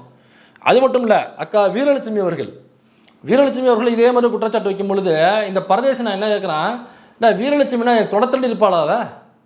இவர் பெரிய ரம்பா, இவர் தொடத்தள்ளி இருப்பா. தொடையை பார்த்தோன்னே அப்படியே அலைய அப்படியே மயங்கிடுவாங்க எல்லாரும். ஏண்டா வேகாத கறிக்கட்டை பாதி வெந்து வேகாமல் இருக்க பாதி கறிக்கட்டை மாதிரி ஒரு தொடையை வச்சுக்கிட்டு இவர் தொடத்தண்டு தட்டு காமிக்கிறாள். ஒரு தொடத்தண்டு இருப்பாளா வீரலட்சுமி? இவர் கேட்குறான். அவன் ஏண்டா கம்பாரிசனுக்கு வேறு இடமே கிடைக்கலையா உனக்கு? எலிஃபண்ட்டுக்கு 1000 ஹைலைட்ஸ் இருக்குடா, யானைக்கு 1000 ஹைலைட்ஸ் இருக்குது. அதை விட்டு யானையை வச்சு பிச்சை எடுக்கிறது எப்படி ஹைலைட்டாக காமிப்பாங்களா, அந்த மாதிரி விஜயலட்சுமி தொடத்தண்டு இருப்பாளா? இவர் தொட ரொம்ப பெரிய ஒரு அழகு சாதனம். என்ன இந்த பராசக்தி படம் வச்சு பார்த்தீங்களா, அதில் அந்த கரி இன்ஜின் காமிப்பாங்க. அதில் ஷூட்டிங் என்னாச்சுனாக்கா 2 நாள் பிரேக் ஆகி போச்சு. என்னென்னு கேட்டிருக்காப்புல. அப்புறம் சிவகார்த்திகேயனும் சீமானுக்கும் நல்ல நட்பு உண்டு. அப்புறம் கேட்டிருக்காப்புல, தம்பி சிவா என்னப்பா அதாவது ஷூட்டிங் என்னன்னு சொன்னீங்க 2 நாள், ஏன் பிரேக்கில் இருக்கு, என்ன பிரச்சனை, என்ன ஷூட்டிங் பிரச்சனையா, அண்ணன் இதை பேசணுமான்னு சொல்லி கேட்டிருக்காப்புல. அப்புறம் சிவா சொல்லியிருக்காப்புல, இல்லைண்ணே நீங்கள் பேச வேண்டாம், நீங்கள் ஒரு 2 நாள் மட்டும் எங்களுக்கு கால் ஷீட் தரணும். கரெக்டாக கால் ஷீட் தான் கேட்டிருக்காங்க, வேறு எதுவும் கேட்கல. சரிப்பா கால் ஷீட் தந்துடுவோம், என்னப்பா என்ன நடிக்கணும், நான் அதை அண்ணன் ப்ரிப்பேர் ஆகணுமா, இது டைலாக் வேணா ஒன்றும் இல்லைண்ணே, நீங்கள் வந்து 2 நாள் அங்கே அந்த இதில் இருந்தால் போதும்னு சொல்லிட்டு கூப்பிட்டு போயிட்டு அந்த கறி இன்ஜின் காமிப்பாங்கல்ல, அதில் கறி கிடைக்கல வெளியில், அந்த கறிக்கு டிமாண்ட் ஆகி போச்சு. அப்புறம் இவனை தூக்கி படுக்க போட்டு ஷூட்டை எடுத்துட்டாங்க. அது அப்படியே கறி கட்ட மாதிரியே இருந்திருக்கான். அவன் அப்படியே இவனை வச்சு தான் 2 நாள் ஷூட்டை எடுத்திருக்காங்க. பேமெண்ட் வாங்கிட்டு சரி ஓகே இது இருந்தாலும் பேமெண்ட் காசு கொடுக்குறாங்களா அப்புறம் என்ன அப்படின்னு போயிட்டு வந்தால் ஒரு பரதேசன் ஆகி வீரலட்சுமியாக பதில் கொடுக்குறேன். தொலைத்தண்டு இருப்பாள் அவ. எதுக்கு எடுத்தாலும் பெங்களூர்காரின்னு பேசிவிடக்கூடாது சொல்லிட்டேன். அவளை நான் பேசி சரி பண்ணிடுவேன். இவ யார் வீரலட்சுமி கொடுக்க, என் தொடத்தண்டி இருப்பாளாவா? இவ யார் வீரலட்சுமி கொடுக்க, என் தொடத்தண்டி இருப்பாளாவா? இவ யார் வீரலட்சுமி கொடுக்க, என் தொடத்தண்டி இருப்பாளாவா? எதிர்கருத்து வைக்கிறார் என்ற ஒரே காரணத்திற்காக காசு வாங்கி கொண்டு கருத்தியல் அடியாட்கள் திட்டமிட்டு நிகழ்த்தப்படும். பிரச்சனை உனக்கும் எனக்கும் அல்லது உங்களுக்கும் எங்களுக்கும். அதை விட்டு போட்டு காசு வாங்கி கொண்டு கருத்தியல் அடியாட்கள். இப்போ எதுக்கு நீ மணிசாரை பற்றி பேசுகிற? எதுக்கு பத்திரிகையாளர் மணிசாரை பற்றி எங்கடா பேசுகிறாங்க? அவர் எவ்வளோ தங்கமான மனுஷன், அவரை போய் நீ உள்ள எடுத்து விட்டு தம்பி தேவையில்லாமல் நீ அவுட் ஆஃப் சிலபஸ், இது வந்து மேட்ரு வந்து வேறு இடத்துக்கு தாவுது, நீ அங்கெல்லாம் போகக்கூடாது. நீ ஒரு சக யூடியூபரு, நான் ஒரு சக யூடியூபர், அதனால தான் நான் உன்ட்ட சண்டையை போட்டுட்ருக்கேன். அதனால் அந்த காசு வாங்கி கொண்டு அடியாட்களாக செயல்படுறார்கள் சோஷியல் மீடியாவில் அப்படின்னு சொல்லிட்டு மணிஷாரெலாம் ஒன்று பிடிச்சிருக்காரு. அவருக்கு 1000 வேலை இருக்கும், 4 சட்டை வச்சுருப்பார், 8 யூடியூப் சேனலுக்கு போவார், அவர் சம்பாதிப்பார், அவருடைய பொழப்புன்னு ஒன்று இருக்குது. அதில் நம்ம மல்லடி போடக்கூடாது, இதற்கும் அதற்கும் சம்மந்தம் இல்லை, அதனால் இது அவுட் ஆஃப் சிலபஸ். அடுத்தது என்ன எழுதிருக்கு அப்படின்னு பார்ப்போம். சரி இவங்க அண்ணன் இருக்கட்டும், இவங்க கட்சிக்காரவங்க பெண்களை பற்றி என்ன பேசுன்னு கேட்குமா? ஏண்டா தம்பி டே உன் கட்சிக்காரன் பெண்களை பற்றி என்ன பேசுன்னு கேட்கறே சொல்ல. பேசாமல் நமக்கு இருக்க திறமைக்கு நான் அரசியல் இறங்கிறவா? என்ன சொல்கிறீங்க? 1 வீக்கில் ஒரு வீடியோ எடுப்பு உங்களுக்காகவே அமுச்சு விட்றேன். நான் தேடுறேன், இன்னும் கொஞ்சம் தேடிட்டு இன்னைக்குள்ளே அமுச்சு விட்றேன். இல்லையா இந்த வாரத்துக்குள்ளே புது வீடியோ. செல்ல தேவடியா முண்டனி வந்தால் தான் போவேன். இதுதான் உங்கள் கட்சியில் உள்ள பொறுப்பாளர்கள் பெண்களை மதிக்கிற லட்சணமா? இல்லை பெண்கள்கிட்ட ஃபோனில் பேசும்பொழுது எல்லார்கிட்டையுமே இப்படி தான் பேசுவாங்களா? அப்படி இல்லைனாங்க யாருக்கிட்ட இவ்வாறு ஒரு ஃபோனில் பேசினார் என்பதை மணிசெந்தில் அவர்கள் தெரியப்படுத்துவார் மக்களுக்கு. அடுத்ததாக நம்ம இதே மஞ்சப்பொடி மாமா அவர்கள் மஞ்சப்பொடி சம்பந்தமாக ஒரு ஆய்வுகள் செய்து ஒரு நீண்ட ஒரு ஆடியோ ஒன்று வெளியிட்டார். அவ்வளோ லென்த் ஆடியோவை போட்டோம்னாக்க நம்ம கேட்குறது போர் அடிக்கும். அதனால் அந்த மஞ்சப்பொடி மாமாவனுடைய ஆடியோவை ஒரு சாம்பிள் ஒன்று தம்பி தட்டுங்க. செந்தில்குமார் மிக்க மகிழ்ச்சி உங்க அக்கா மஞ்சள் தெரிய வகையில வந்து போறேன். மகிழ்ச்சிப்பா உங்க அம்மா மகிழ்ச்சியா ஏதா ஐட்டத்துக்கு பிறந்த உங்க வாத்தால விட்டு உங்க அம்மால போட்டு பா நாமா பெண்களை மதிக்கிறாங்கப்பா. யோ யோ யோ யோ இந்த வார்த்தைகள்லாம் நம்ம நீங்கள் அந்த ஆடியோ மஞ்சப்பொடி சாட்டை திரும்புறன்னு போட்டிங்கனாக்கா அந்த முழு ஆடியோ 10 நிமிஷத்துக்கு மேலே வரும். நீங்கள் கேட்டு பார்த்தீங்கன்னாக்கா நீ உலகத்தில் எங்கேயாவது ஊரில் சண்டை நடக்கும்போது கண்ணாபுரம் கெட்ட வார்த்தை பேசிப்பாங்க தண்ணியை சரக்கு போட்டு, அங்கே கூட இப்படியாப்பட்ட கெட்ட வார்த்தையில் நான் கேட்டதே கிடையாதுயா.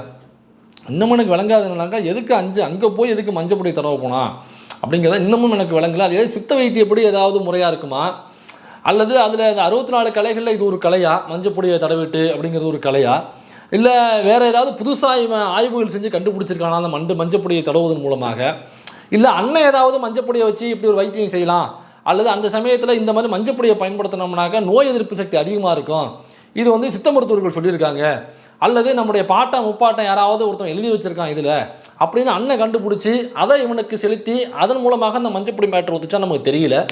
ஆனால் இந்த ஆடியோ வந்ததுக்கப்புறம் மஞ்சப்பொடி ரேட்டு தான் டபுள் ஆகி போச்சு. வாங்கவே முடியல மஞ்சப்பொடி, ஏகப்பட்ட விலையாகி போச்சு. அந்த மஞ்சப்பொடிக்கு ஒரு பிராண்ட் அம்பாசிடராகவே சாட்டை தரவுமா ஆகிட்டான். அம்மா எனக்கு ஒரு டவுட்டு, சீமான் எப்படா சைக்கிள் ஓட்டுவான்? மணிசந்திரன் உடனே தான் கேட்குறேன், சீமான் எப்படி சைக்கிள் ஓட்டுவான்? இல்லைப்பா அது கால் எட்டுமா எட்டாதா, இல்லை இன்னமும் குரங்கு படலாம் மட்டும் ஓட்டிக்கிட்டு இருக்கானா? அதில் இன்னொரு சந்தேகம், ஏற்கனவே அந்த மாதிரி ஓட்டுறதுக்கு பேர் குரங்கு படல் தானா, அல்லது இவன் ஓட்டினதுக்கு அப்புறம் அதுக்கு பேர் குரங்கு படல்னு மாற்றினாங்களா அப்படிங்கிறது எனக்குள்ள சந்தேகம். அது என்னன்னு கொஞ்சம் கேட்டு சொல்லுங்க மணிசந்திரன். எங்கள் குடும்பத்தில் வாழ்கிறார்கள் என்ற ஒரே காரணத்திற்காக எங்கள் வீட்டு பெண்கள் மீது அறிவாலயத்தின் ஒட்டுத்திண்ணைகள் ரூபாய் 200 பேமெண்ட், யூடியூப் கருத்தியல் அடியாட்கள், வேலை பார்க்கிற மைனர், அதர்மம் மனோஜ், கரிகாலன் போன்ற சில்லறைகளில் தொடங்கி கோவை ராமகிருஷ்ணன் போன்ற இதுதான் தவறான செயல்ங்கிறது. இப்போ நான், மனோஜ், கரிகாலன் நாங்கள்லாம் உங்ககிட்ட ஏன் சண்டை போடுறோம்னா, ஒரு சக யூடியூபர், நீங்களும் ஒரு யூடியூபரு நாங்களும் ஒரு யூடியூபர் அப்படிங்கிற அடிப்படையில் நாங்கள் உங்கள்கிட்ட சண்டை போட்டுட்ருக்கோம். கோவை ராமகிருஷ்ணன் அந்த மக்களாம் நீ போகக்கூடாது ராஜா, புரியுதா? பாதிப்பு உனக்காயிடும். கருத்தியெல்லாம் சொல்கிறேன், ஏன்னா வெரி டேஞ்சரஸ் ஃபெல்லோஸ் அவங்கெல்லாம். நான் அந்த பக்கம் போகாத, உன் நல்லதுக்காக சொல்கிறேன். கோவை ராமகிருஷ்ணன் யாருன்னு தெரிஞ்சுக்கிட்டு பேசணும் மனுஷந்தில். சும்மா அவங்க அண்ணன் பேசுகிறான் அதை பேச்சை கேட்டு ஈஸியாக பேசிட்டு அப்படி கட்டுரைகளை எழுதிட்டு வாட்ஸ்அப்புக்குள்ளே பரவ விட்டு அதை படித்தோடனே அன்னைக்கு ஆதரவாக நம்ம ஒரு கட்டுரை எழுதியிருக்கோன்னு சொல்லிட்டு அன்னி கூப்பிட்டு மறுநாள் கறி வச்சு போடுவாங்க. அண்ணன் பார்த்துட்டு நைட்டு 2 கட்டிங் அதிகமாக ஊற்றுவார், 2 சிக்கன் பீஸ் அதிகமாக திங்க கொடுப்பாரு அப்படிங்கிறத நம்பி எழுதிட்டு உட்காந்துருக்காத, புரியுதா? ஏன்னா கோயம்புத்தூர் பக்கம் ஈழத்தை நோக்கி இராணுவ வண்டிகள் வந்துக்கிட்டு இருக்கு, அந்த வழியாக தான் போகுது அப்படிங்கிற தகவல் கிடச்சி அதே கோயம்புத்தூர் சூலூர் பகுதியில் அந்த இராணுவ டாங்கி வண்டிகளை நிப்பாட்டி நடுரோட்டில் நிப்பாட்டி பிரச்சனை பண்ணி அந்த டாங்கீஸுக்கு முன்னாடி உள்ள ஆர்மி இராணுவ வீரர்கள் துப்பாக்கியோடு இருக்காங்க.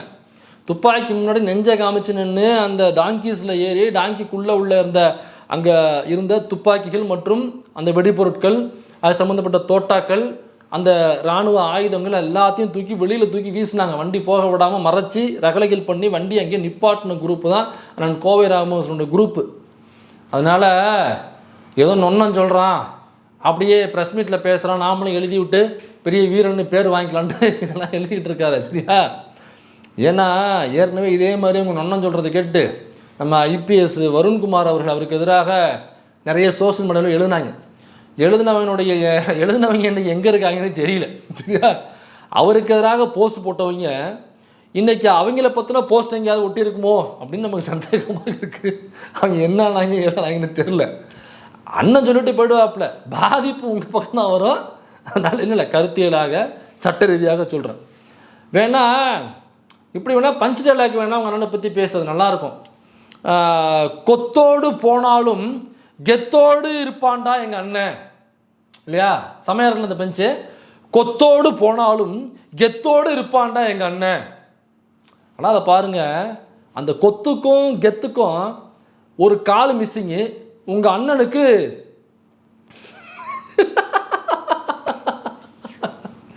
இல்லை, அப்பல்லோவில் கேட்டால் தெரியும்.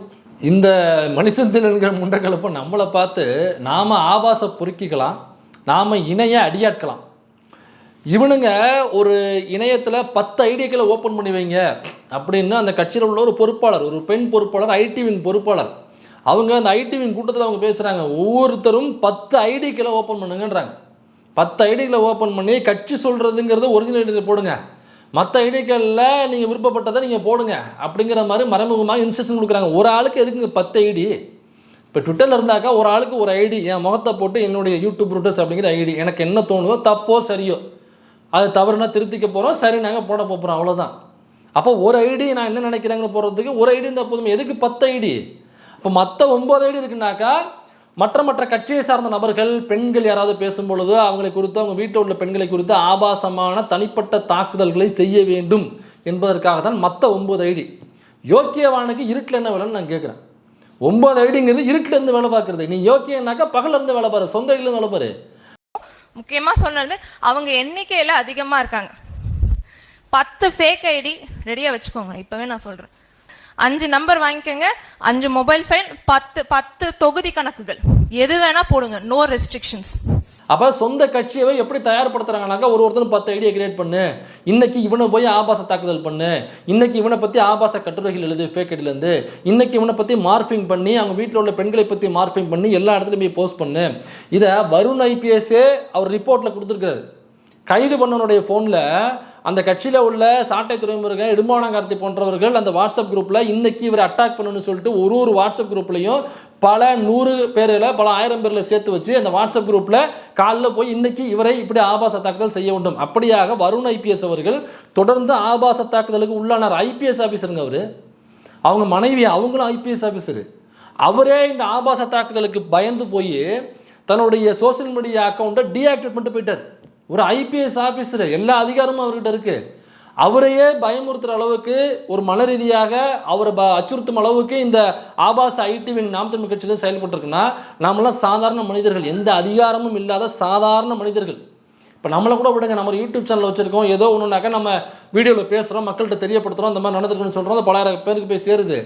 இது கூட இல்லாத எவ்வளவோ அடிமட்ட தொண்டன் இருப்பான். ஒரு பப்ளிக்கு, ஒரு சாதாரண ஒரு பொதுமக்கள் எடுத்துக்கங்க, அவன் தன்னுடைய கருத்தை சொல்ல வருவான். சீமான் பேசுகிறது தப்பு, எப்படிங்க ஆர்எஸ்எஸ் மண்டலில் போய் பேசுவார், சங்கி என்றால் சகனன் பண்ணி எப்படிங்க பேசுவார், அவர் எப்படிங்க கொள்ளையில் அத்தனை பொம்பளைங்க இருக்குன்னு சொல்லிட்டு எப்படிங்க பேசுவார், இதுக்கப்புறம் ஃபேன்ஸ் ஃபாலோவர்ஸ் அதிகமாக வரணும்னு எப்படிங்க பேசுவார், தமிழ்நாட்டு பெண்களை குறித்து என்னங்க நினச்சிருக்காரு, இவருக்கு எப்படிங்க பெண்கள் வாக்களிப்பாங்க, இவருக்கு எப்படிங்க தமிழர்கள் வாக்களிப்பாங்க, இவன் ஒரு குடிகாரன் இல்லையா, இவன் ஒரு பொம்பளை பொறுக்கி இல்லையா, இவனுக்கு எப்படிங்க அளிப்பாங்க, ஒரு பாலியல் பொறுக்கி இல்லையா அப்படின்னு ஒரு சாதாரண மனநிலையில் இருந்து இந்த வார்த்தைகள் யாரும் தொங்கிக்கிட்டு பிடிச்சிட்டு இந்த வார்த்தையை பயன்படுத்துறீங்க, அந்த வார்த்தையை பயன்படுத்துறீங்கன்னு அந்த அளவுகளை தூக்கிட்டு தயவு செஞ்சு என்கிட்ட வராதிங்க. ஒரு பொதுமக்கள் அப்படி தான் அந்த வார்த்தையை தான் பயன்படுத்துவாங்க, அதுக்காக தான் அப்படி சொன்னேன். அப்படி பயன்படுத்தும் பொழுது அவருக்கு கீழாக இந்த ஆபாச தாக்குதல் போணுச்சுனாங்க அவர் என்ன பண்ணுவார், மனவேதனைக்கு உள்ளாவார். மனவேதனைக்கு உள்ளாகி ஏதோ தவறான முறை கூட எடுக்கலாம். சோசியல் மீடியா அந்தளவுக்கு ஸ்ட்ராங்கான ஒரு மீடியா. அப்போ 9 ஐடி கிரியேட் பண்ணி நீ ஆபாச தாக்குதல் பண்ண அப்படின்னு மறைமுகமாக ஒரு இன்ஸ்ட்ரக்ஷன் கொடுக்குறாங்கனாக்கா, இவன் எழுதுறான், அதாவது நாம் ஆபாச தாக்குதல் பண்ணுறோமா, இந்த இந்த இந்த மணிசெந்தில் முண்டகலப்பை சொல்கிறாப்புல. இதே ஆபாச தாக்குதலை அந்த கட்சியில் உள்ள சிவசங்கரன் ஒருத்தர் பொறுப்பாளருங்க, மாநில பொறுப்பாளர்னு நினைக்கிறேன், மாநில பொறுப்பாளர் தான். சிவசங்கரன் என்ன பண்ணா போனாக்கா, அவர் ஏரியாவில் கனிம வளங்கள் கொள்ளை போகுது. அந்த கனிம வளங்கள் கொள்ளை ஆளுங்கட்சியிலேருந்து பண்ணுறாங்கன்னே வச்சுக்கங்க. கனிம வளங்கள் கொள்ளை போகும்பொழுது இவங்க கனிம வளங்களை தான் நாங்கள் காப்பாற்றுறோன்னு சொல்கிறாங்கல்ல, அந்த கனிம வளம் கொள்ளை போகும்பொழுது அந்த லாரிகளை நிப்பாட்டி ஒரு லைவ் வீடியோ, எனக்கு எல்லாருமே யூடியூப் சேனல் தான் வச்சுருக்காங்க அவங்க, அல்லது லைவ் வீடியோ போடுவாங்க, அதை மக்கள் மத்தியில் எக்ஸ்போஸ் பண்ணுறதுன்னு நினச்சிப்பாங்க. அப்படி தான் அவரும் வீடியோ எடுத்து போடுறாரு. அந்த லாரியை மறைச்சி அதை அப்படியே லைவாக வீடியோ எடுத்து, இந்த பாருங்க இந்த கனிம வளத்தை எடுத்துகிட்டு போகிறாங்க, இந்த வண்டி நம்பர் இது, இந்த டிரைவர் மூஞ்சுது, வண்டியை நிப்பாட்டுறான், ஆஃப் பண்ணுறான், ஸ்டேஷனுக்கு வர்றான் வண்டின்னு சொல்லிட்டு அதை லைவாக வீடியோ எடுக்கிறார். அதில் என்ன தவறு இருக்குது? எனக்கு சமீபத்தில் கனிம வளங்களை கொள்ளையடிச்ச தடுக்க போன ஒரு பத்திரிகையாளரை அடிச்சு போட்டாங்க, இங்கே கடத்திட்டு போட்டாங்கன்னு நம்ம தகவல் கேட்டோம். அது ரொம்ப வன்மையாக கண்டிக்கத்தக்கது. எந்த கட்சியாக இருந்தாலும் கண்டனத்துக்குரியது. அது ஆளுங்கட்சி தரப்பில் செஞ்சுட்டாங்கனாக்கா கண்டிப்பாக நடவடிக்கை எடுக்கணும், தவறாக இருக்கும் பட்சத்தில், அந்த அநீதி நடந்திருக்கும் பட்சத்தில். அப்போ அந்த செயலை ஒருத்தன் செய்யும் பொழுது இவர் போய் தடுக்கிறாரு, எக்ஸ்போஸ் பண்ணுறாரு அப்படின்னாக்கா தன்னுடைய உயிரும் அதில் பணைய வைக்கிறாருல சிவசங்கரன். ஏதோ நடந்துருச்சு, உசுறு போயிடுச்சு, ஏதோ பண்ணிட்டாங்க, லாரியத்தை கொண்டாங்கன்னா பண்ணுவார் அவர். அப்போ அந்த செயலை தடுக்கிறாரு, அதை வீடியோ எடுத்து போகிறாரு. அதற்காக சீமான் ஃபோன் பண்ணி சிவசங்கரனுக்கு கொடுத்த வாழ்த்துக்கள் என்ன தெரியுமா? நீங்களே கேளுங்க. நீ என்ன மயத்துக்கு நீ உடனே வீடியோ போட்டு நடிச்சிட்டாங்கன்னு உலகம் பூரா பரப்பிட்டு பண்ணிட்டு இப்போ உலக நாடுகள் இருந்து எல்லா வெண்ணைகளும் எனக்கு அப்படியே அனுப்பி வேட்சாலம் இவர் ஒரு ஹீரோ வாய்க்கிறாரு. அதுக்குள்ள செருப்பு கழட்டி அடிச்ச தேடியாப்பில் வெட்டி விட வேணாவனே அப்படி எனக்கு டைரக்ஷன் கொடுக்குறாரு, இன்ஸ்ட்ரக்ஷன் கொடுக்குறாரு. இது எப்படி எடுத்துக்கிறது? இதை நீ யாரு தேடியாப்பில் நீ எனக்கு இன்ஸ்ட்ரக்ஷன் கொடுக்க, நீ யாரு? சிவசங்கரன் குறித்து மட்டும் இல்லை, அந்த கட்சியில் தஞ்சாவூரில் ஒரு பெண்மணி, அவங்க பட்டியல் சமூகத்தை சார்ந்தவங்க, அவங்க பொறுப்பாளராக இருந்திருக்காங்க, அவங்க கேண்டிடேட்டாகவும் நின்றுருக்காங்கன்னு நினைக்கிறேன். அவங்க இந்த கட்சியில் சில முரண்பாடுகள் இருக்குது. தான் பட்டியல் சமூகம் என்பதனால் ஒரு கட்டத்தில் புறக்கணிக்கப்படுறேன் இந்த சமூகம்னு தெரிஞ்சதுக்கப்புறம் தனக்கு மரியாதை இல்லை. அவங்க என்னன்னாக்கா கொள்கைப்படி வாழ்கிறவங்க, அப்படியே தமிழில் தான் பேர் வைப்பாங்க. ஈழத்துக்காக முழுக்க தன்னுடைய சொத்துக்கள் முழுக்க வருமானத்தை முழுக்க அதிலேயே இழந்து இந்த கட்சிக்காக எந்த சொத்தையும் சேர்க்காம கட்சி தான் சொத்து தான் கட்சி அப்படின்னு இருந்தவங்க. அப்படி இருந்தவங்களை ஒரு விமர்சனம் வைக்கிறாங்க, இந்த மாதிரி இருக்கேன்னு சொல்லிட்டு விமர்சனத்தை வைக்கிறாங்க. கட்சி விட்டு தூக்கிட்டாங்க. கட்சி விட்டு தூக்கினோடனே என்ன பண்ணுறாப்புல, நம்ம இவர் இருக்காரு பாருங்க, நம்ம எலி மிச்சம் வச்ச போலாம், இந்த ஹூமாயின் இருக்கான் பாருங்க, அந்த பரதேசி என்ன பண்ணுறான், அவனுக்கு கீழே அவனுடைய காலேஜில் படிக்கிற ஸ்டூடெண்ட்ஸை மண்டைய கழிவு 10 பேர் கட்சியில் சேர்த்துருக்கான். அவங்கள விட்டு அந்த பெண்மணியுடைய பதிவுகளுக்கு கீழே போய் ஆபாச தாக்குதல் பண்ண வைக்கிறது. இதை நம்ம அன்னைக்கே வீடியோ எடுத்து போட்டோம், அவங்கள்ட்ட பேட்டியும் எடுத்து போட்டோம். அவங்க பேர் முதற்கொண்டு சொன்னாங்க, இந்த ஐடி இந்த பையன் பேருங்க, இவன் அந்த கட்சியில் இருக்கிறாங்க, இவனை வந்து எனக்கு நல்லாவே தெரியும், நல்லா என்கிட்ட அக்காக்கான்னு பழகியிருக்கான், நான் அந்த கட்சியில் விமர்சனம் வைக்கிறேன், எனக்கு தப்பாக போகுதுங்கிற விமர்சனம் வைக்கிறேன், அதுக்கு பதில் கொடுக்கலாம், தலைமைக்கிட்ட சொல்லி தலைமை கேட்கல அப்படிங்கிற பட்சத்தில் தான் நான் சாதி ரீதியாக ஒடுக்கப்படுகிறேன், அதை தலைமை காது கொடுத்து கேட்கலங்கிற பட்சத்தில் தான் நான் பொது வழியில் ஒரு பதிவு போடுறேன். அதுக்கு கீழே பாருங்க ஹூமாயின் சொல்லி இந்த அட்டாக்கு ஆபாச தாக்குதல் நடக்குன்னு சொல்லிட்டு அந்த அக்கா வந்து பதிவு பண்ணுறாங்க. இவனுங்க ஈழத்தை வச்சு தான் கட்சி ஆரம்பிச்சானுங்க, ஈழத்துக்காக நாங்கள் உயிரே கொடுப்போம், ஈழத்துக்காக நாங்கள் மயிரை கொடுப்போம், அதை கொடுப்போம், இதை கொடுப்போம்னு சொல்லுவாங்க. அந்த ஈழத்தில் தன்னுடைய ஒட்டுமொத்த குடும்பத்தையும் இழந்த அனந்தி சசிதரன் அவர்கள், அவங்க வீட்டில் உள்ள ஆண்கள்லாம் புலிகள் அமைப்பில் மிகப்பெரிய பொறுப்பில் இருந்தவங்க. அந்த அனந்தி சசிதரன் இன்னைக்கு என்னவாக செயல்பட்டுருக்காங்கனாக்கா ஈழத்தில் மிஸ்ஸிங் பர்சன் சொல்லுவாங்க. அதாவது அவங்க இருக்காங்களா இல்லையானே தெரியாது, அவங்கள கொண்டுட்டாங்களா, புதைச்சிட்டாங்களா, எரிச்சிட்டாங்களா, அல்லது காணா பணமாக்கிட்டாங்க, எதுவுமே தெரியாது. அப்படி மிஸ்ஸிங் பர்சன்ஸ் இருக்காங்களா இல்லையான்னு சொல்லிட்டு ஒரு மூமெண்ட் ஒன்று கிரியேட் பண்ணி அங்கே இந்த மாதிரி மிஸ் ஆனவங்கள்லாம் அமைப்புலேருந்து மிஸ் ஆனவங்கள்லாம் கணக்கெடுத்து அதை வந்து லீகலாக ஃபைட் பண்ணி எங்கே இருக்காங்கிறத தெரியப்படுத்தணும். அப்படி இல்லைனாக்கா அவங்களுக்கு தேவையான உதவிகளை அரசாங்கம் செஞ்சு கொடுக்கணும் அப்படிங்கிற முக்கியமான வேலைகள். அந்த அமைப்பில் இருந்து தன்னுடைய குடும்பத்தையோ இழந்த குடும்பங்களுக்கான நிவாரணத்தையோ அல்லது நீதியை பெற்றுத்தருகிற முக்கியமான வேலையை செய்கிறவங்க தான் அனந்தி சசிதரன் அவர்கள். ஐநா வரைக்கும் போய் இதற்காக பேசி கொண்டிருக்கிறவங்க தான் அனந்தி சசிதரன். புலிகள் அமைப்பில் முக்கியமான பொறுப்பில் அவங்க வீட்டில் உள்ள எல்லாரும் இருந்திருக்காங்க. அந்த வீட்டில் உள்ள ஒட்டுமொத்த ஆண்களும் அமைப்பில் இருந்து அந்த அமைப்பிற்காக ஈழ விடுதலைக்காக உயிரை விட்டவர்கள், துப்பாக்கி குண்டுப்பட்டு இறந்தவர்கள், அவங்க வீட்லேயும் மிஸ்ஸிங் பர்சன் இருக்காங்க. அந்த அனந்தி சசிதரன் ஒரு பேட்டி கொடுக்குறாங்க. சீமான் வந்து இந்த மாதிரி தவறான வழியை பயன்படுத்துகிறார், ஈழ மக்களிடமிருந்து வசூல் செய்து அவர் தனிப்பட்ட முறையில் லாபம் பார்த்துக்கிறார் தவிர அவர் ஈழ மக்களுக்காக எதுவுமே செய்யவில்லை. அவர் பேசுவது முழுக்க முழுக்க பொய், அப்பட்டமான பொய்.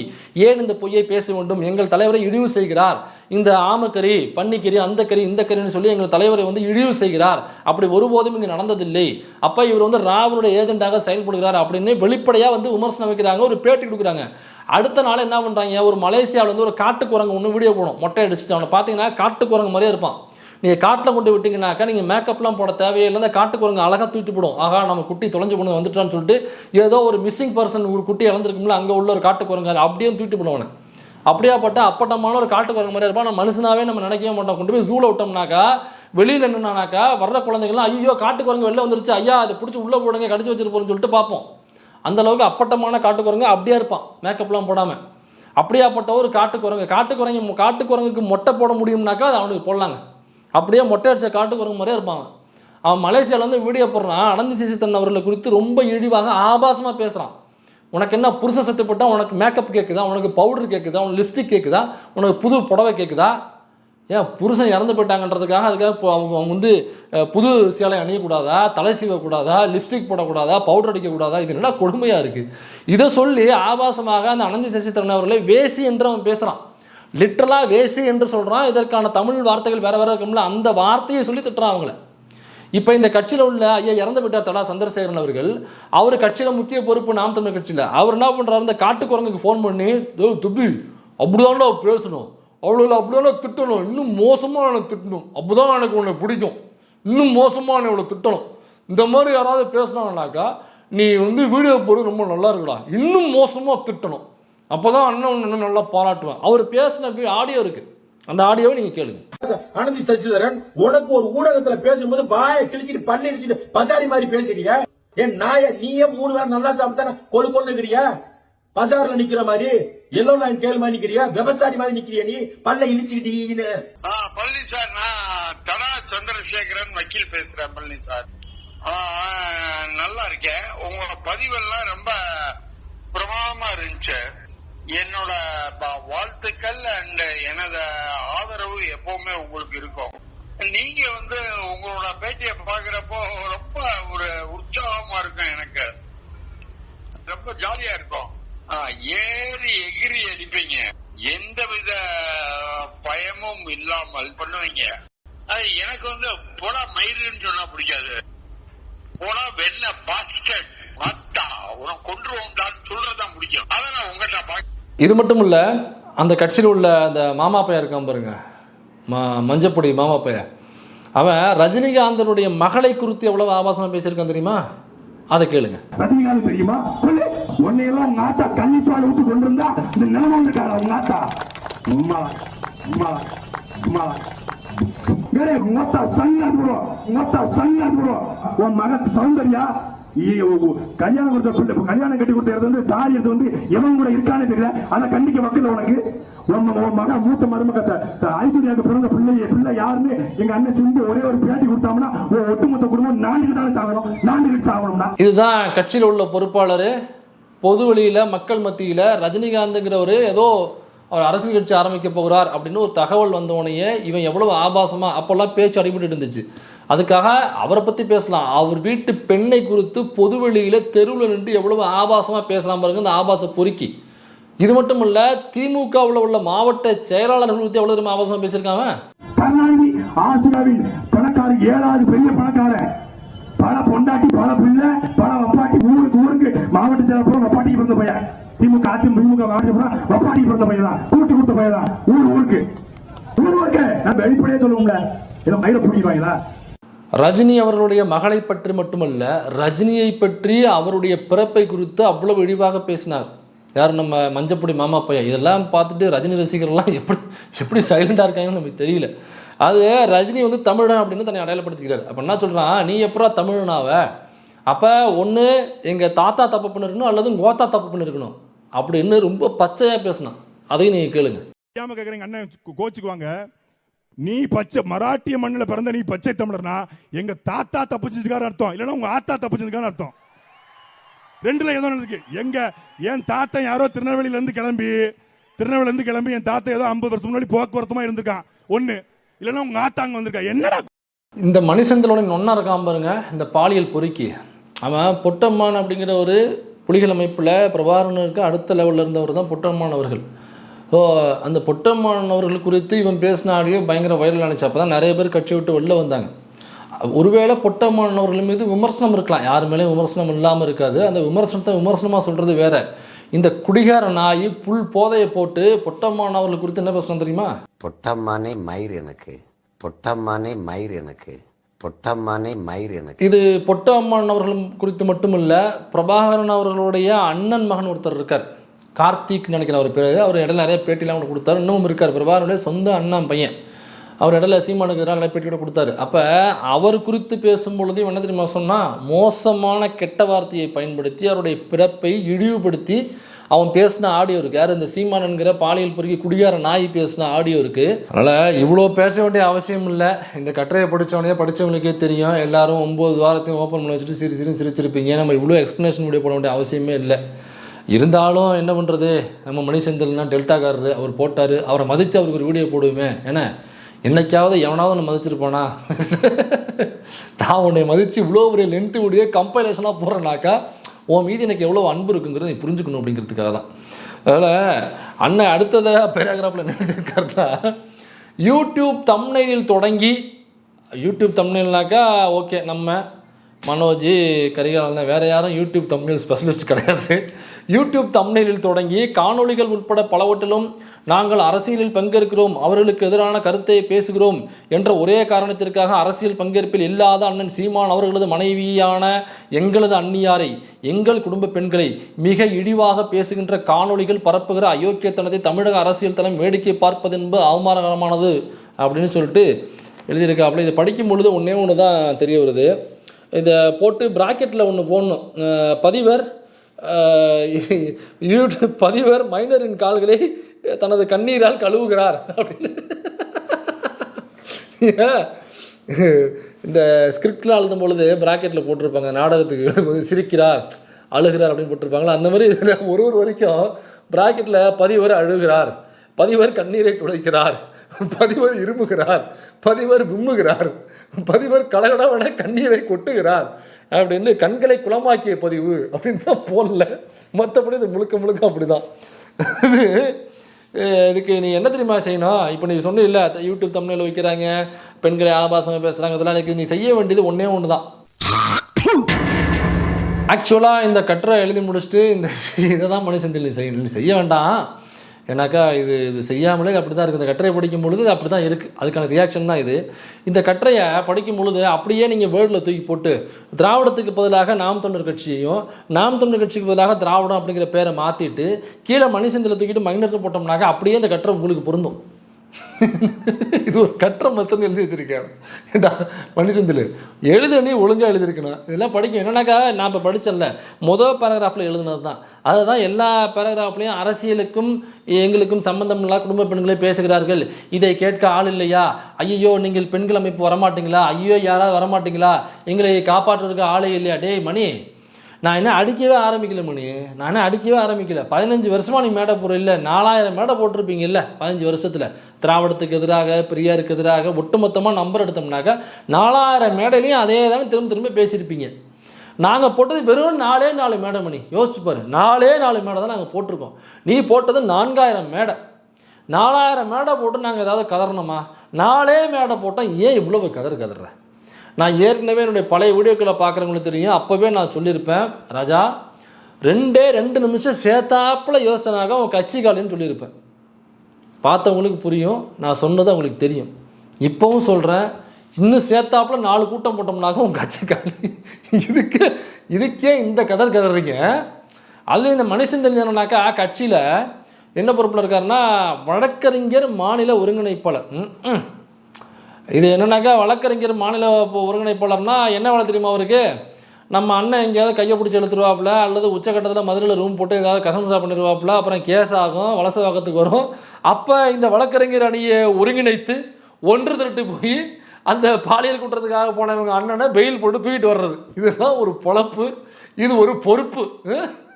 எப்பா நீ வழக்கறிஞர் அணி மாநில ஒருங்கிணைப்பாளர் இருக்கும் பொழுதே உனக்கு இவ்வளவு திமிர் இருக்குன்னா டிரைவராக இருந்தாக்கா உனக்கு எவ்வளோ திமிர் இருக்கும். அப்புறம் இந்த நாம் தமிழர் கட்சி 15 வருஷமாக தொடர் தோல்விகளை சந்திப்பதற்கான காரணத்தை நான் இப்போ தான் கண்டுபிடிச்சேன். நான் இப்போ ஒரே ஒரு சஜஷன் சொல்கிறேன், இந்த எலெக்ஷனில் அதை மட்டும் நீங்கள் செஞ்சீங்கன்னாக்கா கண்டிப்பாக நீங்கள் நிறைய தொகுதிகளில் வெற்றி பெறுவீங்க. அது என்னன்னாக்கா இந்த சின்னம் தான் டிஸ்டர்பன்ஸாக இருக்குது. ஃபஸ்ட்டு இரட்டை மெழுகுவர்த்தி, அதுவும் ஒர்க் ஆகலை. அப்புறம் விவசாய சின்னம், அதுவும் ஒர்க் ஆகலை. அப்புறம் திரும்ப வாயில் வச்சுக்கிறது வாங்கினீங்க, அதான் மைக்கு, அதுவும் ஒர்க் ஆகலை.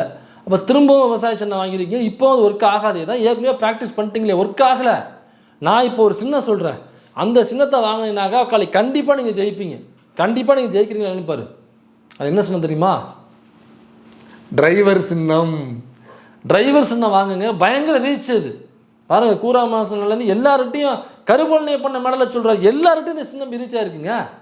அதனால் நீங்கள் என்ன பண்ணுறீங்கன்னாக்கா டிரைவர் சின்னம் வாங்குங்க, கண்டிப்பாக இப்போது நீங்கள் கண்டிப்பாக ஜெயிப்பீங்க. அப்புறம் இந்த முருகன் துணையெல்லாம் போட்டு எழுதுவீங்கல்ல நாம் தமிழ் கட்சியில், அதெல்லாம் போடாதீங்க. முருகன் துணை, தமிழ் துணை, அதெல்லாம் போடாதீங்க. டிரைவர் துணை அப்படின்னு போடுங்க.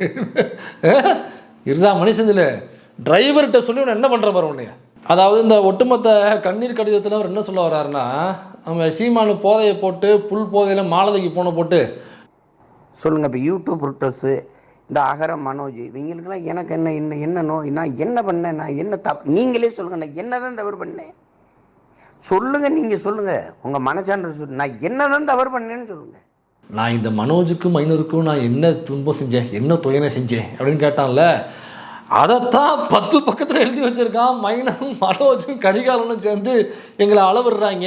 மனுஷத்தில் நான் ஒன்று பண்ணட்டுமா, இவ்வளவு காலை பிடிச்சி கெட்டியாக கதறி அழுகிற கண்ணீர் விட்டு, அதனால் எனக்கே உன்னை பார்த்தா ரொம்ப கருணையாகவும் பாவமாகவும் இருக்குது.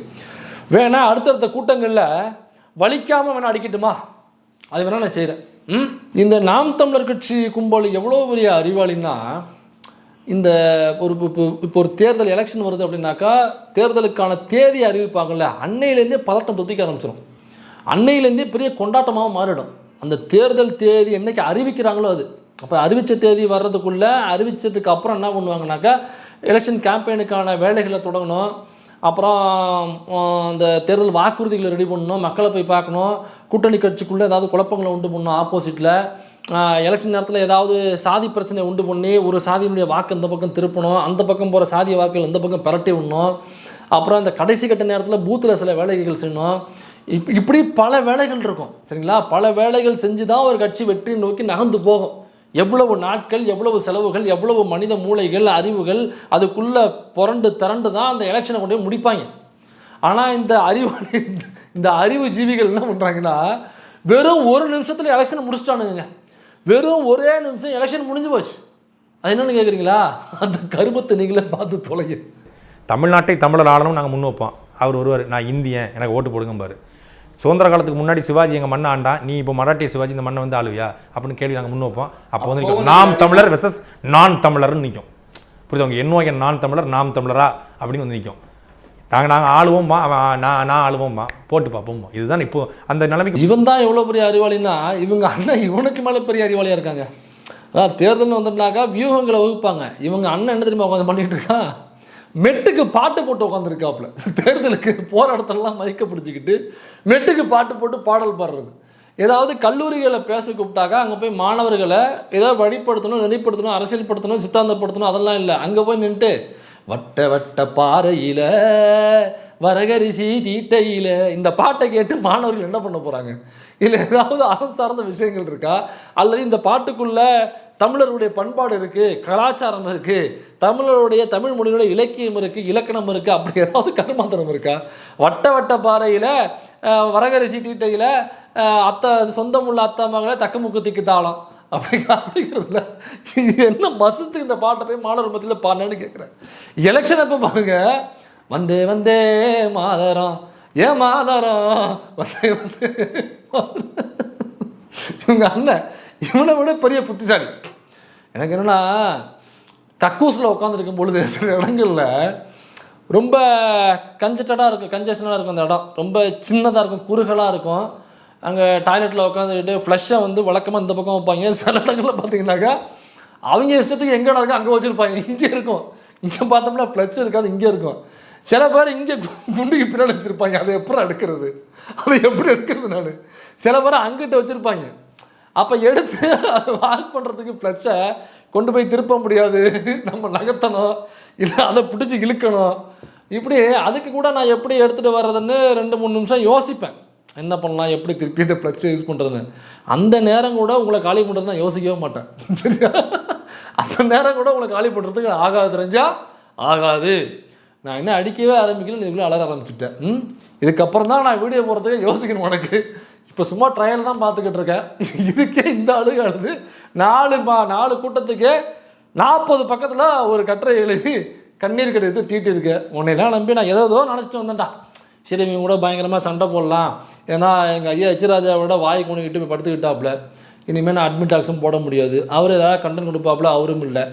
சரி, இவங்க இருக்காங்க, இவங்க களத்தில் நிற்கட்டும், கொஞ்சம் அவங்களும் ஒரு யூடியூபர், நம்மளும் ஒரு யூடியூபர், யூடியூபராக இருந்து நம்ம ஒரு சமரம் செய்வோம் அப்படின்னு யோசித்தோம்னாக்கா நீ நல்லாக்கா அடிக்க ஆரம்பிக்கிறதுல காலை பிடிச்சி கட்டிக்கிட்டு கதறி எழுதுகிற. இப்போ வர பரிதாபம் அவருக்கு என்னத்தை பண்ணுறதுன்னு எனக்கு தெரியல. உங்கள் திராவிடத்தை விமர்சிக்கிறோம் என்றால் நீங்கள் எங்களது கருத்து அல்லது தமிழ் தேசியத்தை விமர்சியுங்கள், கருத்தியல் நிலை கொண்டு தாக்குங்கள், அதை எதிர்கொள்ளும் அறிவினை எம் பெருமை மிக்க தமிழின முன்னோர்கள் எங்களுக்கு கொடுத்திருக்கிறார்கள். அதை விடுத்து கோழைத்தனமாக இதில் முற்றிலும் சம்பந்தமில்லாத குடும்ப பெண்களை, கிராமத்தில் வசிக்கும் வயதான தாயை, பெண் நடத்தை குறித்து அவதூறும் விஷம பொய் ஆபாச வசைமொழிகளை பேசும் இந்த YouTube Brutus minor Manoj Karikalan, Kovai Ramakrishnan போன்ற 3ஆம் தரத்தை எதிர்த்து பேசக்கூடாது. சரிடா, சரி நாங்கள் பேசுகிறோம்னா வச்சுக்க, நான் டிரைவர் மேட்டர் தான் பேசுகிறான். இதே சீமான் தான் ஒரு பிரபல யூடியூப் சேனலுக்கு பேட்டி கொடுக்குறான். சாட்டை துறைமுருகன் இங்கே உள்ள முதலமைச்சருடைய பிறப்பை குறித்து ரொம்ப இழிவாக பேசுகிறான் ஒரு இடத்துல. அதை விட்டு கைதும் ஆகிறாப்ல. கேரளாவை கட்டுகிற துறைமுகத்திற்கு எதற்காக தமிழ்நாட்டிலிருந்து இந்த வளங்களை கொண்டு போற கேரளாவின் மலைகளுக்கு நல்ல ஆட்டாருக்கும் அப்பனுக்கும் முதலமைச்சராக இருக்கான். அப்போ ஆகும்பொழுது சீமான் என்ன கேட்குறான், ஏன் எதுக்கு நீங்கள் என் தம்பி துறை எதுக்கு கைது பண்ணீங்க? இப்படி தான் உட்காந்துருந்தான். அது கால் அப்படி எக்ஸ்மேரி வச்சுட்டு எதுக்கு என் தம்பியை நீங்கள் எதுக்கு கைது பண்ணீங்க? எதுக்கு கைது பண்ணீங்க? துறை எதுக்கு கைது பண்ணீங்க? அவன் உங்கள் அம்மாவை குறித்து பேசுகிறானாக்கா நீங்கள் அவங்க அம்மாவை குறித்து பேசிட்டு போங்க, அவ்வளோதானே தம்பி, அவ்வளோதானே இருக்க முடியும். அவன் உங்கள் அக்கா தங்கச்சி பேசுகிறானா, நீ அவங்க அக்கா தங்கச்சி பிடிச்சி வெளில பேசிட்டு போ, அதுக்காக கைது பண்ணணுமா? அப்புறம் இந்த ஒட்டுமொத்த கட்டுரையும் இப்போ கண்ணீர் கடிதம் எழுதியிருக்குல்ல, இதுக்கு இறுதியாக நான் உனக்கு சொல்ல விரும்புறது ஒண்ணே ஒன்று தான்.